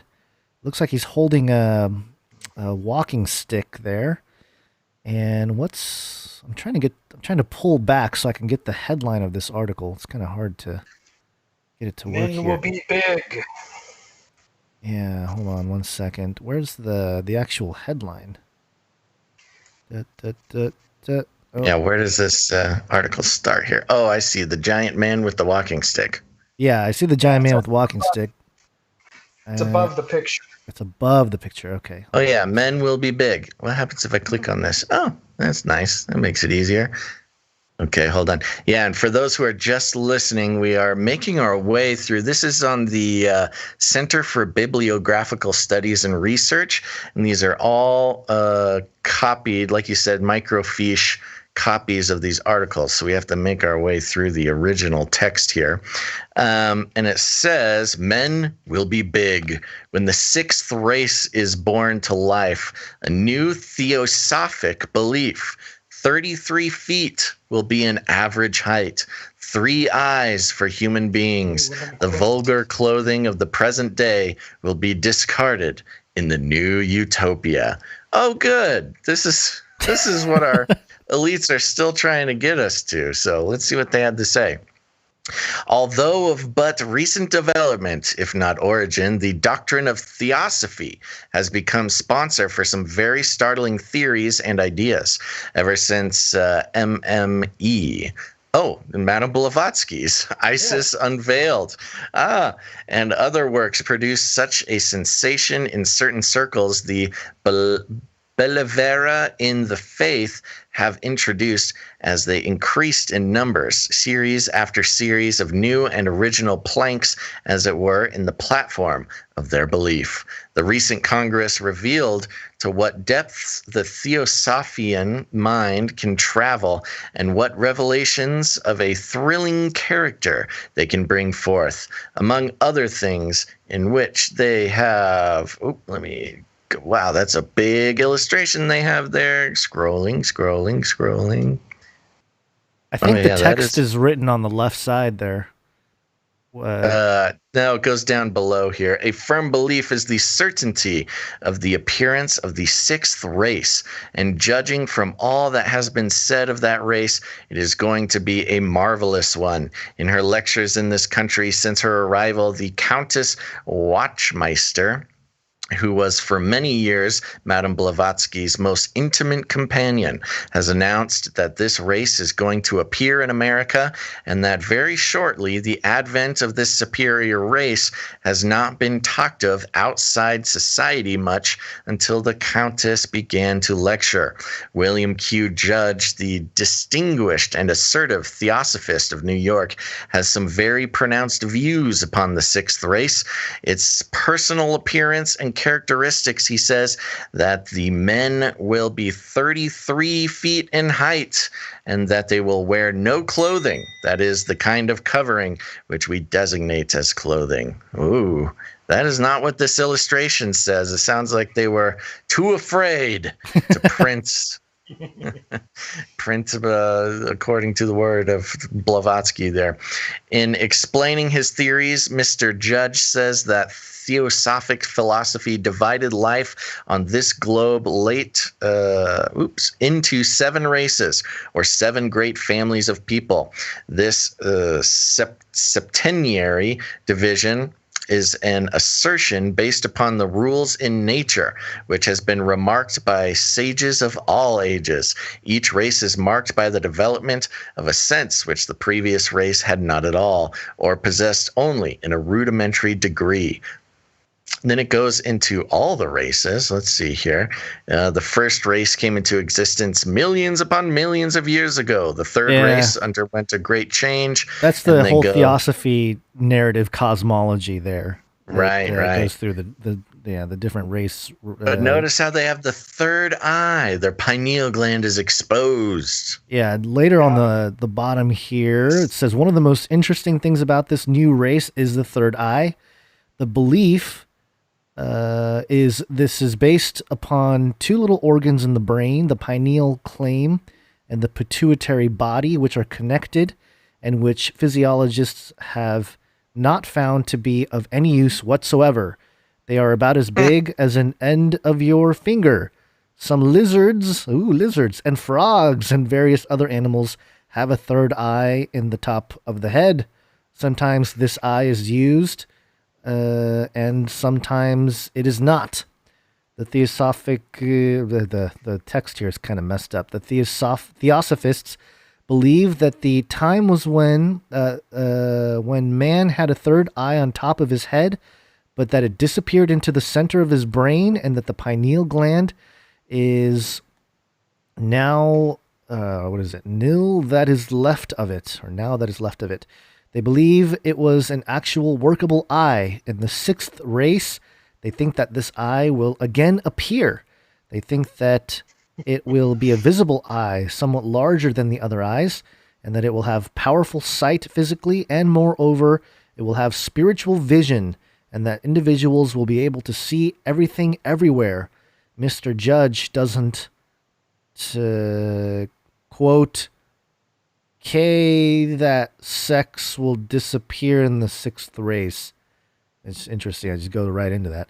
Women will continue to be more refined and beautiful than men. Children will take a deal less time to reach maturity than at present, or they will not have so much to learn. In the 7th race it is held there will be no sex, but that entities will reproduce themselves. Maybe that's why we have all this trans stuff happening now, huh? Yeah. Mr. Judge says that the 6th race will make its own clothing out of its own mind. It will be a spiritual, a magnetic garb. It will have a luminous appearance. Men and women will look as if they were sort of electric light. A color. It sounds like some beast fashion guns. Yeah, it does. The color and brilliancy of this garb will depend upon the individual, his character, and stage development. The lower persons will not be so luminous as the higher, and the prevailing color of the garb of the lower orders will be dull gray. The proportions of the individual will be almost perfect, probably following the canons of Greek art. The muscular strength will be much less than at present, for there will be no need for it. Individuals will have broad, open foreheads with no wrinkles, even when they have reached 1,000 years of age. They will have magnificent large eyes, the prevailing color of which will be blue. The eyes will emit a brilliant light. Of course, the third eye will be larger and more brilliant than the others. The eyes will be placed in a horizontal line. The nose will be straight, strong, and finely chiseled. Mr. Judge wasn't willing to hazard a guess upon the mouth, we the get teeth. it. Madame Blavatsky is a huge fan of these very good-looking giant people. With giant eyeballs. So specific. Yeah, that's the one thing I've noticed about a lot of Blavatsky writings. It's like I think she had too much time on her hands. She goes into excruciating detail about a lot of stuff that really doesn't matter too much. But and it's kind of a hypnotic practice too. It is. Yeah. I mean, if you get into detailing every square inch of a 33-foot person, it's kind of reminiscent of like a reverie, like a hypnotic reverie, almost like a what's the word I'm looking for? Oh, I can't think of it. But, in the theosophical worldview, ascending into the hypnotic reveries to, find the secrets of the universe. It's like a poem trance. It's a right. Anything that is repeated and rhythmic, just like, drumming, twirling, all these things, breathing exercises, they can all put people in these hypnotic trances, not just ayahuasca and DMT, but people can do it just through rhythmic practices. And I think that's kind of what that is. Like the whirling dervish. There you go. Yeah. Yeah. Yeah. This stuff is very fascinating. And I know you've been researching this stuff for a while, but do you think, obviously, Eastern mysticism and the New Age, they really talk about the pineal gland and a lot of that kind of thing. Do you think that the mark of the beast talks about a mark on the forehead? Do you think this has anything to do with it, or is this just part of just another deception here? Well, it's like, Satan always has these inverted kind of counterfeits. Counterfeits and seeds that he plants and things that repeat through time that you see over and over. It's like the Hindus with their put the dot on their forehead, or Ash Wednesday with the Catholics. There's a lot of like interesting parallels that we see in spiritual realms. That third eye idea goes way back. They found ancient Aryan mummies with a third eye tattoo right on their foreheads as well. They claim that a lot of these original Tibetan or Buddhist ideas actually came from this Aryan race with blue-eyed, blonde and red-haired giant beings. And there's actual, paintings in Buddhist caves and stuff of these people. And they found mummies of like 7-foot giant Aryans in China that have that exact tattoo on their forehead. You can see the mummy. And so it's pretty interesting that there's a lot of overlaps for sure. And it's nothing new. These hipsters that think they discovered something brand new, it's into for a long, long time for whatever reason. So I think, and like I said, I think it comes through channeled information. It comes through the fallen angels. Just somehow it is some sort of truth. There is some sort of relevance to it, and they're inverting it, they're twisting it, they're masquerading it as something else, just like they do with everything. Right. Yeah. And I there was also something that I mentioned, I think in Age of Deceit 2, I think in the realm of alchemy, the homunculus, or, in Jewish mysticism, it's the golem. They also talk about how they put a mark on the forehead to bring these non-living things to life. And so it's a very common thing that you see throughout history. And I'm noticing people in the chat talk about the Neuralink, and that for sure has probably something to do with Elon Musk wanting to connect your pineal gland, or connect all the pineal glands to create one giant pineal hive mind or something. It's certainly possible in the realm of all this stuff taking place. Well, and there was that, this was an early on set of comments about Neuralink and other cybernetic implants, brain implants, is that it would open up human creativity, take the creativity to the next level, make expressing creativity more automatic than it is a tactile skill. And oftentimes, especially with the new agey people, the pineal gland is connected with not just certain powers, but also access to other realms to bring creative stuff into our realm.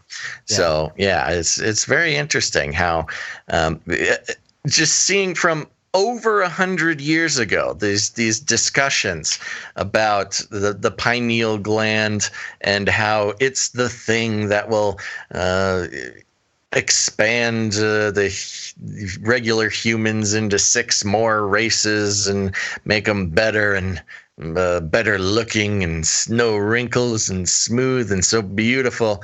It's been over 100 years. And we're like, we haven't changed at all. It's still the exact same like core drives for science, especially. Yeah, it always gears toward the ego. Ye shall be your own God.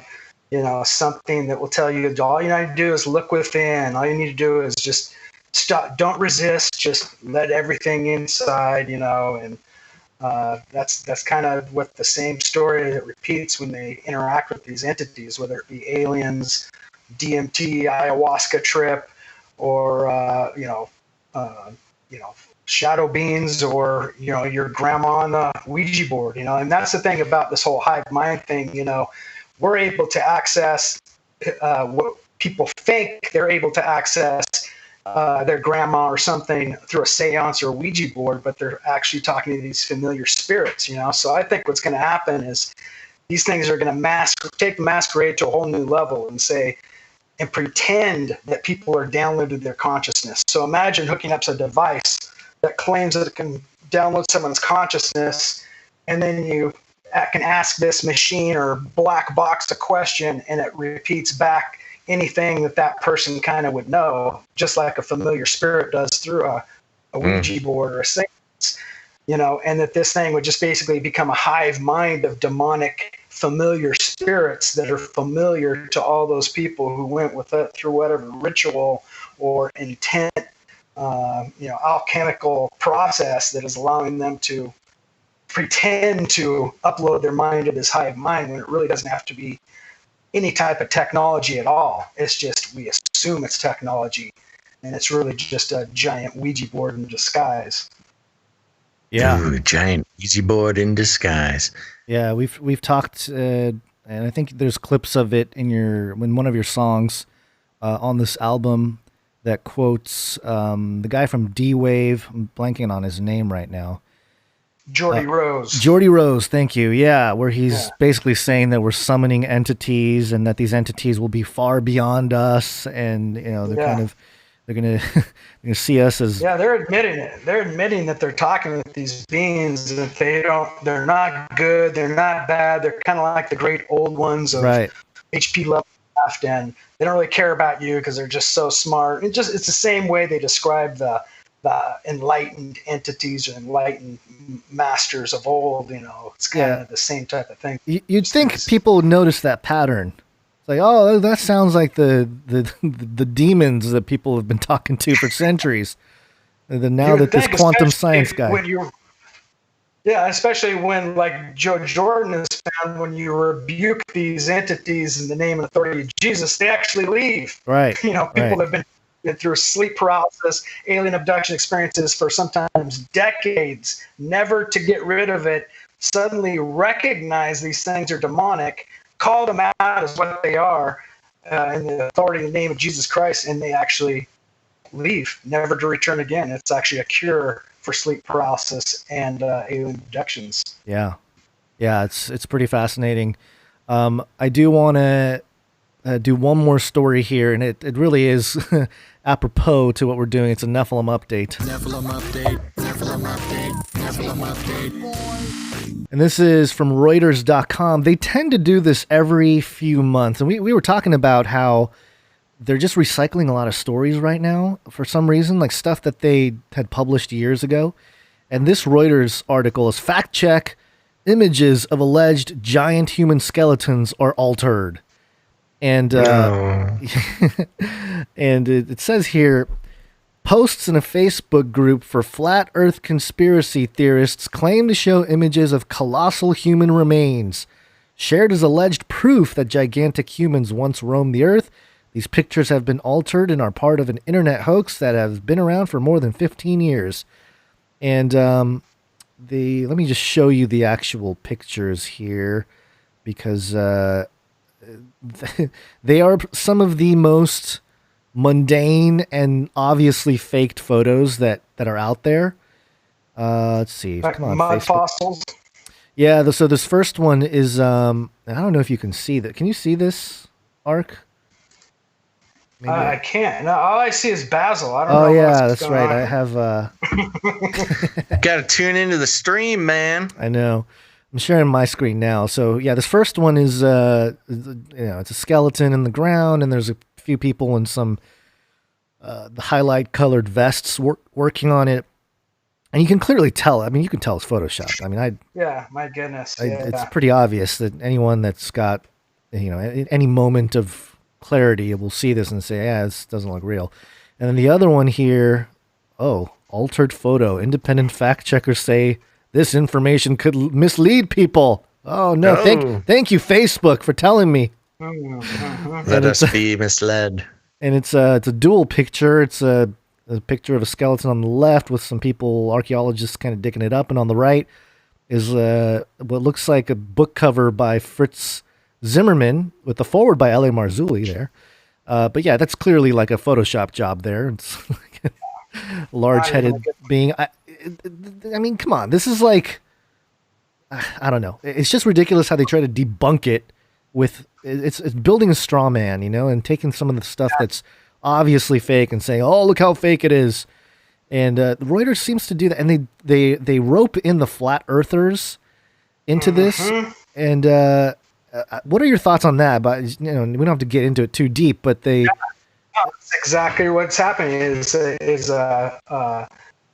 reel them in and then feed them disinformation. So you'll see this with a lot of real true things, like the Nephilim, for instance. People look up Nephilim. Well, now all you see is mud fossils, these gigantic, mountains of so-called Nephilim that are miles long, and these fake pictures that obviously are fake. So imagine being a newcomer to this and looking, hey, I want to see if the Nephilim are real.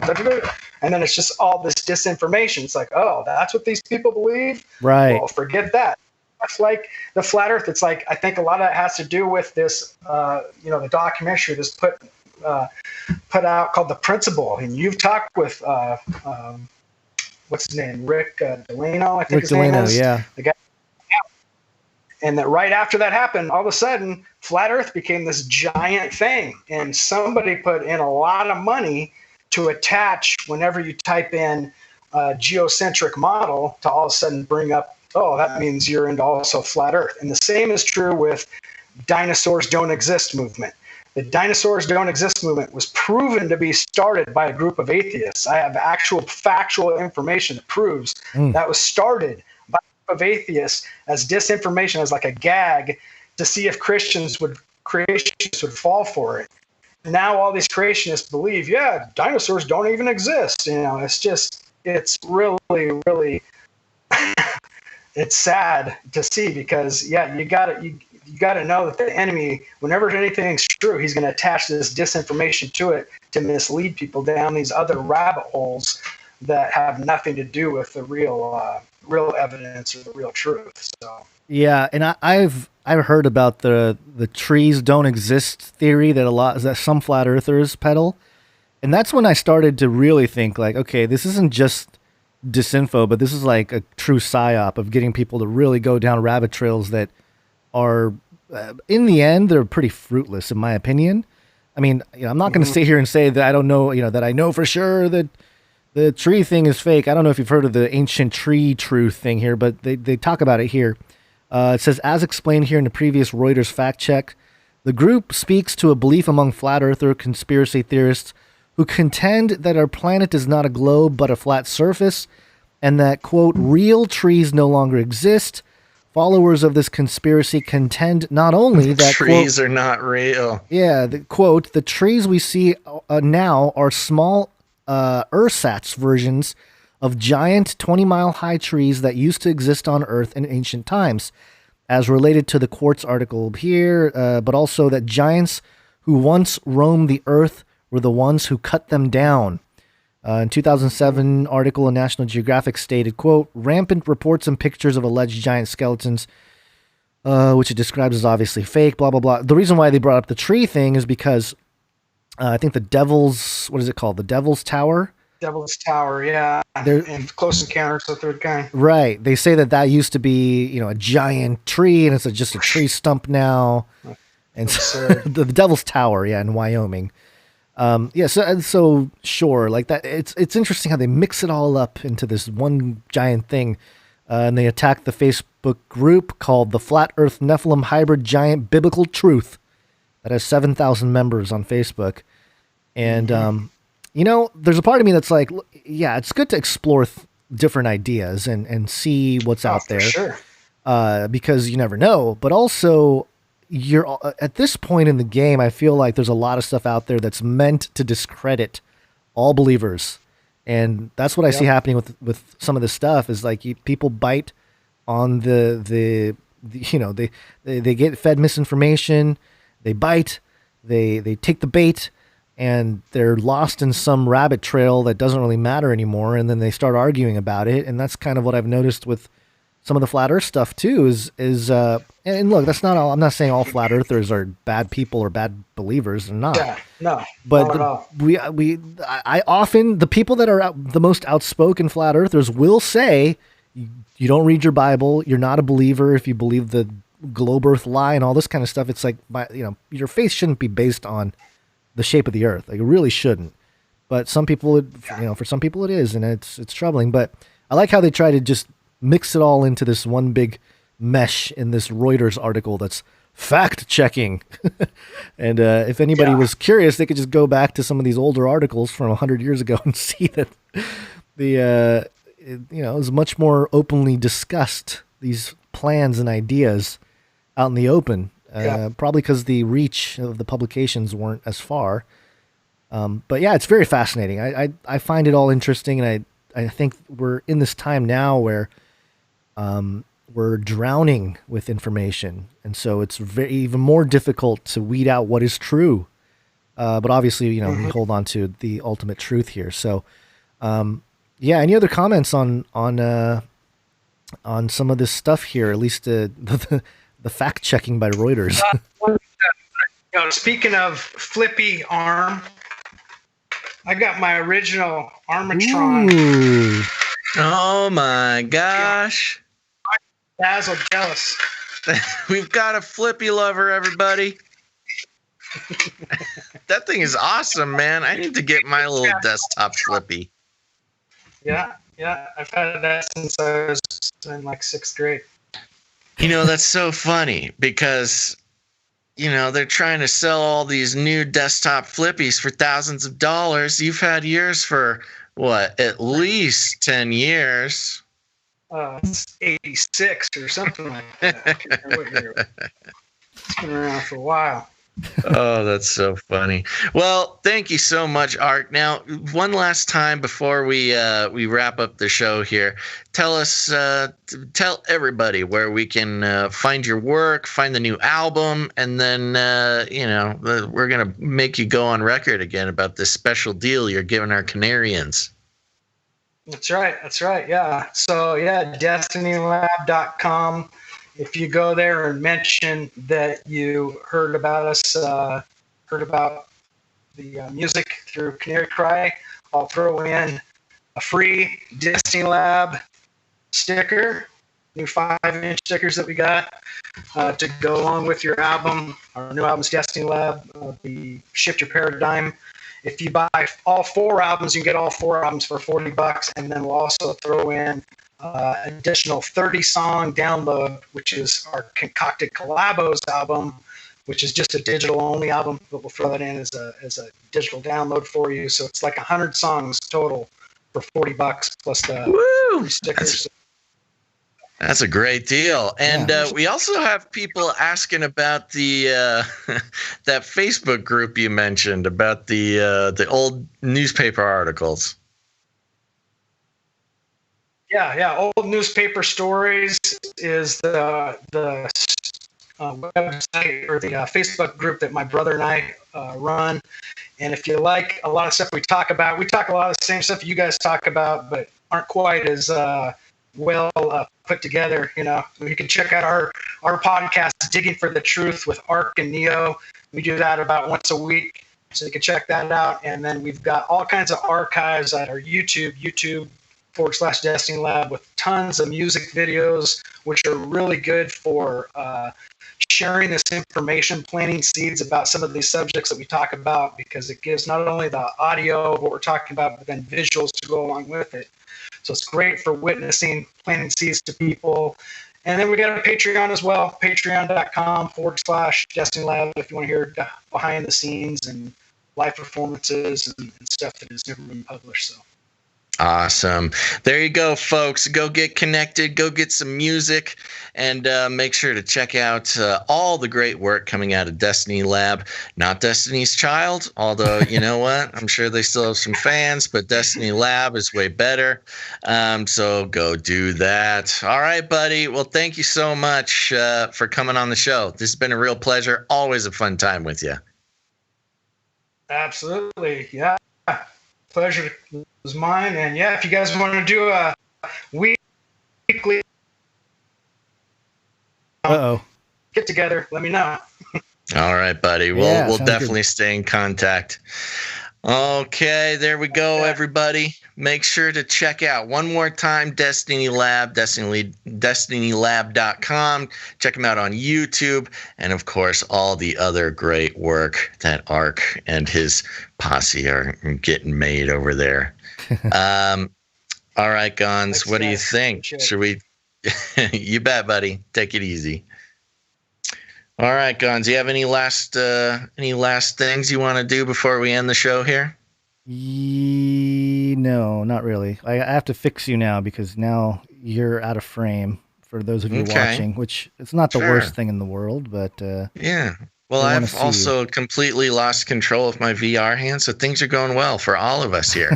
While you fix that, I'll go ahead and remind everybody that we will be circling back on Monday, March 8th, 2021. That's right, Monday, March 8th. If you haven't done so already, make sure to hit that like button. It really helps out the show, convinces the algorithms that it needs to share it with other people, and it's just nice. You know, it's just a nice thing to do. So please go ahead and like, subscribe, bell button, and all. Subscribe, bell button, all. Like, subscribe, bell button, all. That's right. And thanks to all of our producers for this episode of Canary Cry News Talk. That is episode 308. And my browser is completely falling apart, so I need to close some tabs so I can thank some of our producers. And those producers are, You want me to reload. Yeah. Oh, yeah. Okay. Thank those producers for us, Gons. Producer Maharani, producer Ashton, producer Martins, producer Ismail, producer John L, producer Allison G, producer Brian S, producer Saul A, producer Shield Labs. There you go. And of course, thank you to Jade Bouncerson for the timestamps, and all of our artists and jingle makers who make this show possible. And remember, we will need producers for episode 309 on Monday, March 8th, 2021. So if you want to become a producer, go ahead, give it some thought, pray about it. And if you feel led, we always need producers for Canary Cry News Talk. So you can consider doing that by heading over to patreon.com/CCNT. Or if Patreon's not your thing, go ahead and head on over to canarycryradio.com/support. canarycryradio.com/support. So little on the screen. It's like that screenshot of Beetlejuice, you know? Normal He's sitting Norm in the waiting room at the doctor, and there's the shrunken head man. Normal Norm said Basil needs some pineal gland. So little. So little. Tiny. All right, everybody. So there you go. Thank you to all producers and future producers. I can't wait to meet our future producers on Monday. And remember, if you are a creative person, if you're putting together jingles, maybe you're doing some different character impersonations. Maybe you do a great Fred Flintstone, or I don't know what you're into, but whatever it is. Or if you're an artistic person and create some art, you can send all those things to canarycryradio@gmail.com for convenience, or canarycryradio@protonmail.com if you're one of those crazy people who doesn't like corporations reading all their emails.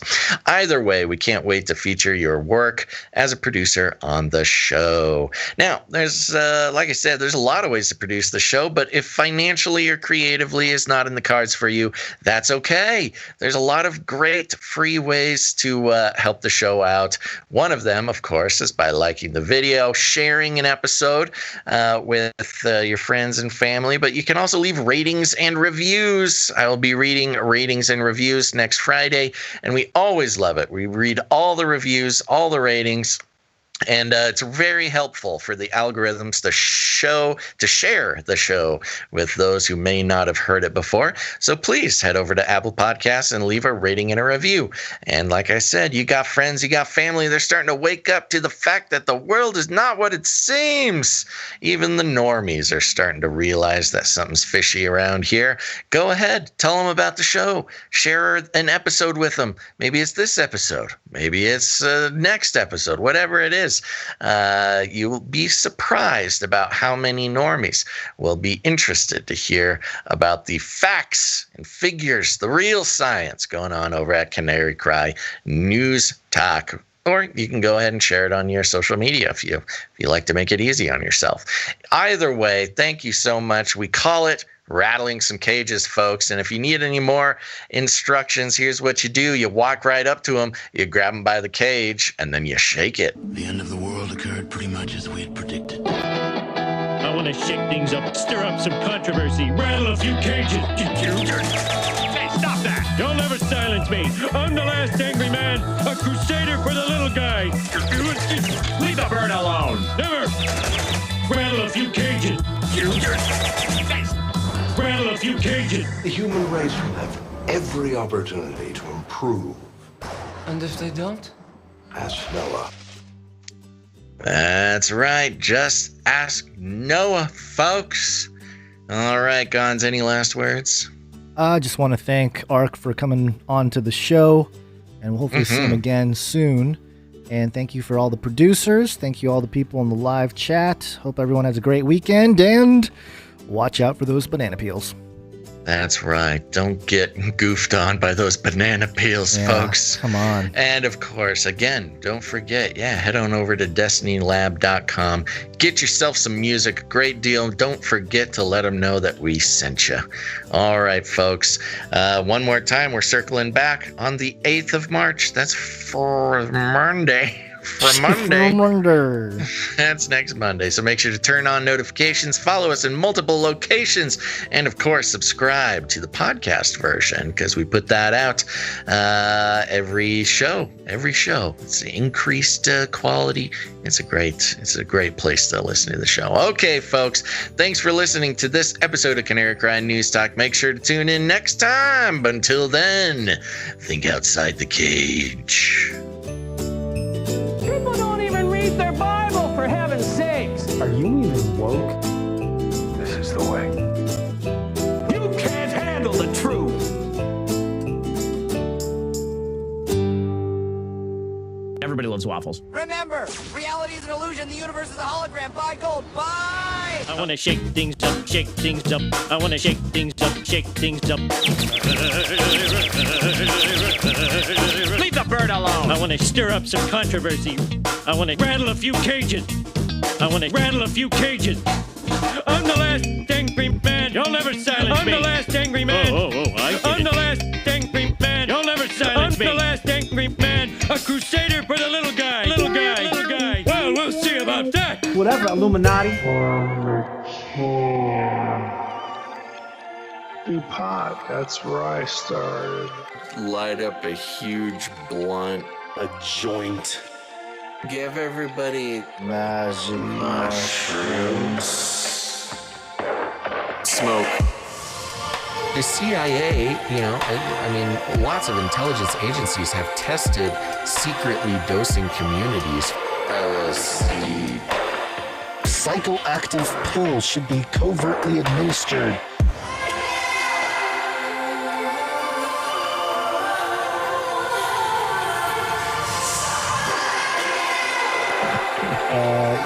Just put me on some, I don't know. Give you a shot in the butt. Fluoride, oxytocin. Get a chemical hug. I did dabble, some of that robot crack. I know what it's like. It's a lethal recipe for disaster. You need help. If you're a pharmacist, you need to repent. All right, weird. Don't even get me started on bidets, man. Bidets, man. Bidets, man. I'm telling you, you were living the life, man. Bidets, man. Robot girls, robot boys, all together it's an image. Robot girls, robot boys, all together it's an image. Robot girls, robot boys, all together it's an image. Robot girls, robot boys, all together it's an image. It might seem scary, so frightening. Get ready for it. Don't push your button. Get in your spaceship. It will be over. Get in already. It will be started. Robot girls, robot boys, all together it's an image. Robot girls, robot boys, all together it's an image. Robot girls, robot boys, all together it's an image. Robot girls, robot boys, all together it's an invasion!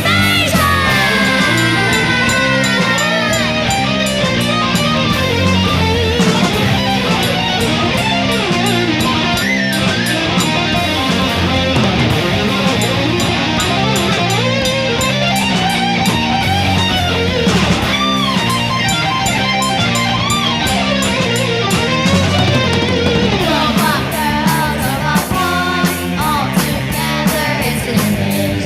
Robot girls, robot boys, all together it's an image. Robot girls, robot boys, all together it's an image. Robot girls, robot boys, all together it's an image. Now! Poly. It's Latin for many. Tick. Tick. Tick. They'll suck your blood. Politic. Politic. Politic. Many bloodsuckers. Politician. Politician. Politicians for politics. Don't let them drain you all away.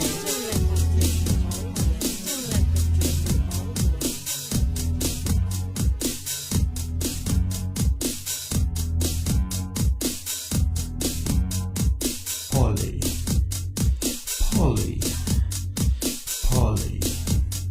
It's Latin for many. Tick. Tick. Tick. They'll suck your blood. Politic. Politic. Politic. Many bloodsuckers. Politician. Politician. Politicians for politics. Don't let them drain you all the way. Don't let them drain you all the way. Don't let them drain you all the way.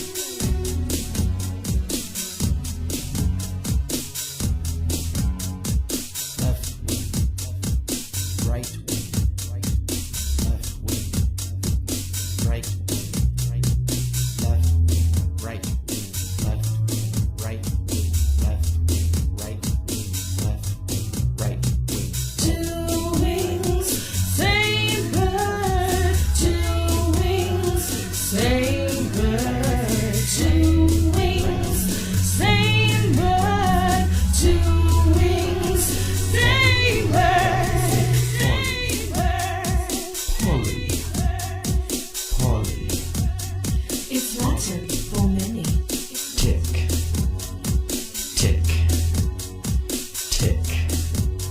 They'll suck your blood. Politic. Politic. Politic. Many bloodsuckers. Politic, politician. Politic, politician. Politicians are politics. Don't let them drain you all the way. Don't let them drain you all the way. Don't let them drain you all the way. Don't let them drain you all the way. Don't let them drain you all the way.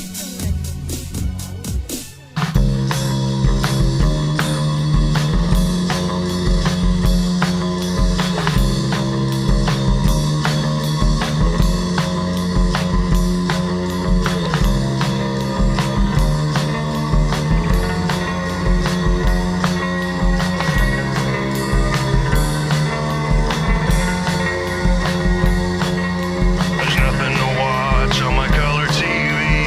None of this news is what I want to see. I try tuning in to my radio. None of this talk is really quite the show for me.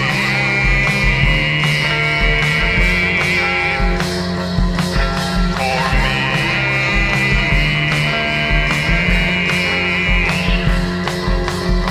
Finding good news is really quite the pain. Gotta find something I ain't got all day. Get on my YouTube, debates like the sun. See what's new, demonetization. Know what's this? To my surprise, I spot a big pair of googly eyes. Click on the video and turn up the sound. What is this gem that I have found? Canary. Cry radio, cry, news talk, canary. Radio, canary. Cry,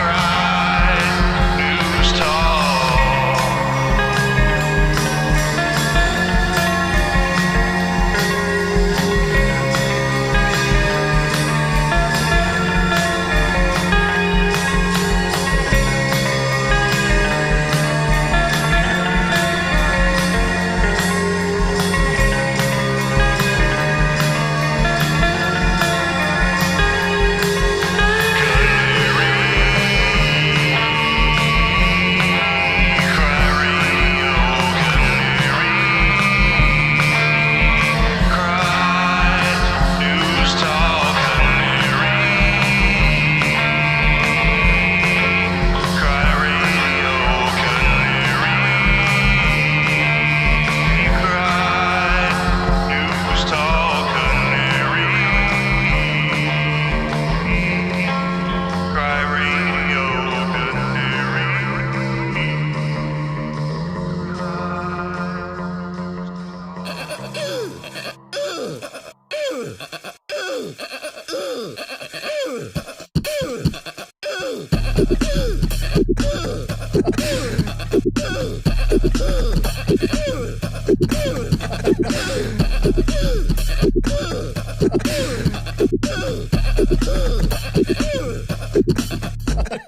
Fun fact, I believe it was another fun fact.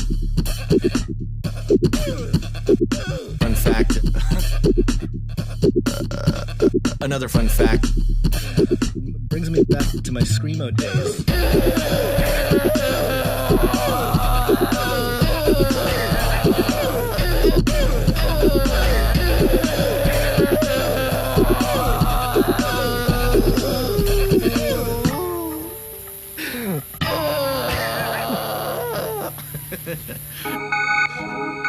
In the future, humans will be confined in a people's zoo. People, I'll keep you safe and warm in my people's zoo.